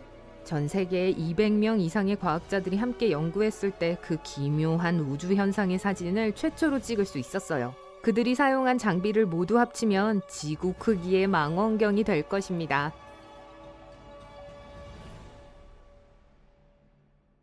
블랙홀은 거대합니다. 우주에서 가장 밀도가 높은 천체인 블랙홀은 질량이 매우 커서 중력으로 인해 빛조차도 그 소나귀에서 빠져나오지 못합니다. 하지만 이 무시무시한 블랙홀의 세계에는 그들만의 리그에 속하는 괴물들이 존재합니다. 최근 천문학자들은 우리 태양보다 333억 배나 무거운 블랙홀을 발견했어요. 이 우주 거인은 지구에서 27억 광년 떨어진 곳에 위치한 아벨 1201이라는 초대형 타원 은하의 중심에 자리 잡고 있어요. 이 블랙홀은 너무 커서 초대질량 블랙홀이라는 희귀한 명칭이 붙었어요. 우리 은하 중심에 있는 초질량 블랙홀보다 8,000배 이상 무겁기 때문이에요. 이 초대질량 블랙홀은 중력 렌즈의 도움으로 최초로 발견된 블랙홀입니다. 이 방법은 은하와 같이 매우 거대한 물체가 더 멀리 있는 물체로부터 오는 빛을 굴절시켜 확대한다는 사실을 기반으로 해요. 이 연구 방법의 가장 큰 장점은 천문학자들이 비활성 블랙홀도 연구할 수 있다는 거예요. 우리 은하를 둘러싼 영역, 즉 우리 은하 밖에 수많은 새로운 블랙홀을 발견하는 데 도움이 될 수 있어요. 아마도 우리가 이전에 본 적이 없는 이국적인 물체를 찾는 데도 도움이 될 겁니다. 이제 우주 탐사를 효율적으로 도와주는 또 다른 멋진 도구인 제임스 웹 우주망원경에 대해 이야기해 보겠습니다. 이 망원경은 단순히 붉은 빛깔로만 보이는 어린 은하를 관찰할 때 그 중심에서 소용돌이치는 놀라운 수의 사이클론을 발견합니다. 이것이 바로 블랙홀입니다. 흥미롭게도 거대 블랙홀은 초기 우주 역사에서 큰 역할을 한 것으로 여겨졌어요. 하지만 제임스 웹은 예상치 못한 수의 거대 블랙홀을 정기적으로 발견합니다. 예를 들어 천문학자들은 망원경을 사용해서 우리 우주의 나이가 6억 년이 채 되지 않았을 때의 초질량 블랙홀을 발견했습니다. 우주의 관점에서 보면 이건 단지 아기일 뿐이에요. 이것은 지금까지 관측된 초질량 블랙홀 중 가장 멀리 떨어진 곳에서 활발하게 먹이를 먹고 있는 초질량 블랙홀입니다. 시어스 1019라고 불리는 호스트 은하의 중심부에 위치하고 있어요. 블랙홀은 놀랍도록 작고 전혀 거대하지 않습니다. 실제로 초기 우주에서 발견된 것 중 가장 작은 블랙홀 중 하나예요. 약 900만 개의 태양과 맞먹는 크기입니다. 엄청나게 큰 것처럼 들릴 수 있어요. 하지만 실제로 초질량 블랙홀은 우리 별의 질량의 수십억 배까지 커지는 경향이 있습니다. 이 발견에는 또 다른 특이한 점이 있는데 과학자들은 이를 설명하는데 어려움을 겪고 있습니다. 초질량 블랙홀이 최대로 성장하려면 6억 년이 넘는 시간이 걸리는 것으로 알려져 있어요. 블랙홀이 주변 물질을 먹어치우거나 더 큰 블랙홀과 합쳐질 때 이런 현상이 일어납니다. 우리 은하 중심에 있는 블랙홀과 비슷한 우리 태양 질량의 약 4억 3천만 배의 블랙홀도 최근 우주에서 목격된 것으로 알려져 있어요. 사실 과학자들은 초질량 블랙홀이 초기 우주에 존재했을 것이라고 오랫동안 의심해왔습니다. 이 이론은 JWST와 그 적외선 눈 덕분에 입증됐죠. 블랙홀 시어스 1019가 손을 댈 수 있는 모든 물질을 적극적으로 먹어치우고 있음을 보여주었습니다. 이러한 먹이 블랙홀은 일반적으로 내부에 떨어지는 가스와 먼지의 소용돌이로 둘러싸여 있는데 이를 어커션 디스크라고 해요. 블랙홀의 중력은 이 물질을 가열하여 디스크를 빛나게 해요. 그리고 그게 다가 아닙니다. 이 과정에서 생성되는 초강력 자기장은 물질을 블랙홀의 극으로 이동시켜요. 그리고 때때로 이 물질은 두 개의 강력한 제트기를 통해 우주로 방출됩니다. 빛의 속도에 가까운 속도로 움직이며 엄청나게 밝은 빛을 생성해요. 천문학자들은 우주 진화 초기 관측 이후 우주 진화의 일환으로 비정상적으로 오래된 블랙홀을 품고 있는 은하를 관찰하고 있습니다. 그들은 우리의 138억 년 된 우주가 5억 7천만 년밖에 되지 않았을 때의 은하를 그대로 보았어요. 과학자들은 초거대 블랙홀 외에도 빅뱅 이후 10억 년 후에 나타난 것으로 추정되는 두 개의 다른 블랙홀도 발견했습니다. 또한 우주 역사가 시작된 후 4억 7천만 년에서 6억 7,500만 년 사이에 존재했던 11개의 고대 은하를 발견했어요. 이제 천문학자들이 지금까지 발견한 가장 큰 블랙홀을 살펴보고 그 중 하나가 태양계에 진입하면 지구에 어떤 일이 일어날지 알아보는 건 어떨까요? NGC 6166은 태양 질량 300억 개에 달할 정도로 커진 괴물 은하입니다. 중앙에 활성핵이 있는 타원형 은하예요. 또한 엑스레이를 가장 밝게 방출하는 은하 중 하나이기도 해요. 이 은하의 초대 질량 블랙홀은 반대 방향으로 두 개의 대칭적인 전파 제트를 발생시키는데 이는 가스가 중심부로 떨어지면서 발생하는 결과예요. NGC 6166의 또 다른 특이한 점은 블루 시프트가 나타나고 있다는 것인데 이는 우리 쪽으로 움직이고 있다는 걸 의미합니다. 이제 짐을 싸서 태양계를 떠나야 할 때인 걸까요? 다음 초질량 블랙홀은 드레코자리 별자리에 있으며 지구에서 약 10.4 기가 광년 떨어진 곳에 있습니다. 이 초거성의 질량은 300억 태양 질량 이상이에요. 엄청나게 거대할 뿐만 아니라 블랙홀의 크기도 엄청나게 큽니다. 만약 우리 태양을 대체한다면 이 블랙홀의 지름은 명왕성 궤도까지 확장될 거예요. 다음 블랙홀은 우리 목록에서 가장 흥미로운 블랙홀 중 하나입니다. 질량이 40억 태양 질량이고 실제로는 블레이자예요. 모든 퀘이사 중에서 가장 에너지가 넘치는 매우 밝은 원거리 천체입니다. 블레이자의 광도는 태양의 3,000조 배에 달하며 우리 은하의 1,000억에서 4,000억 개의 별을 모두 합친 광도의 25,000배 이상에 달해요.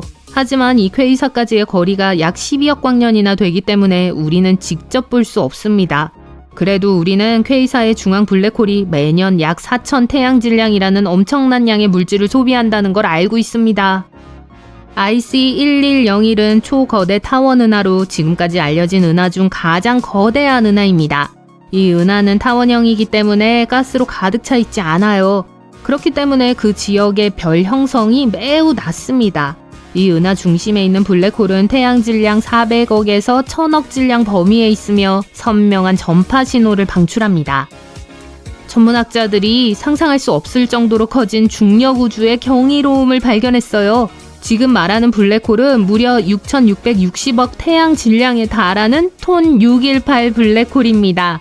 네, 여기 또 하나의 초대 질량 블랙홀이 있어요. 우리 은하계에 있는 모든 별을 모아 그 별들로 이루어진 물질을 하나의 블랙홀로 뭉친다고 상상해보세요.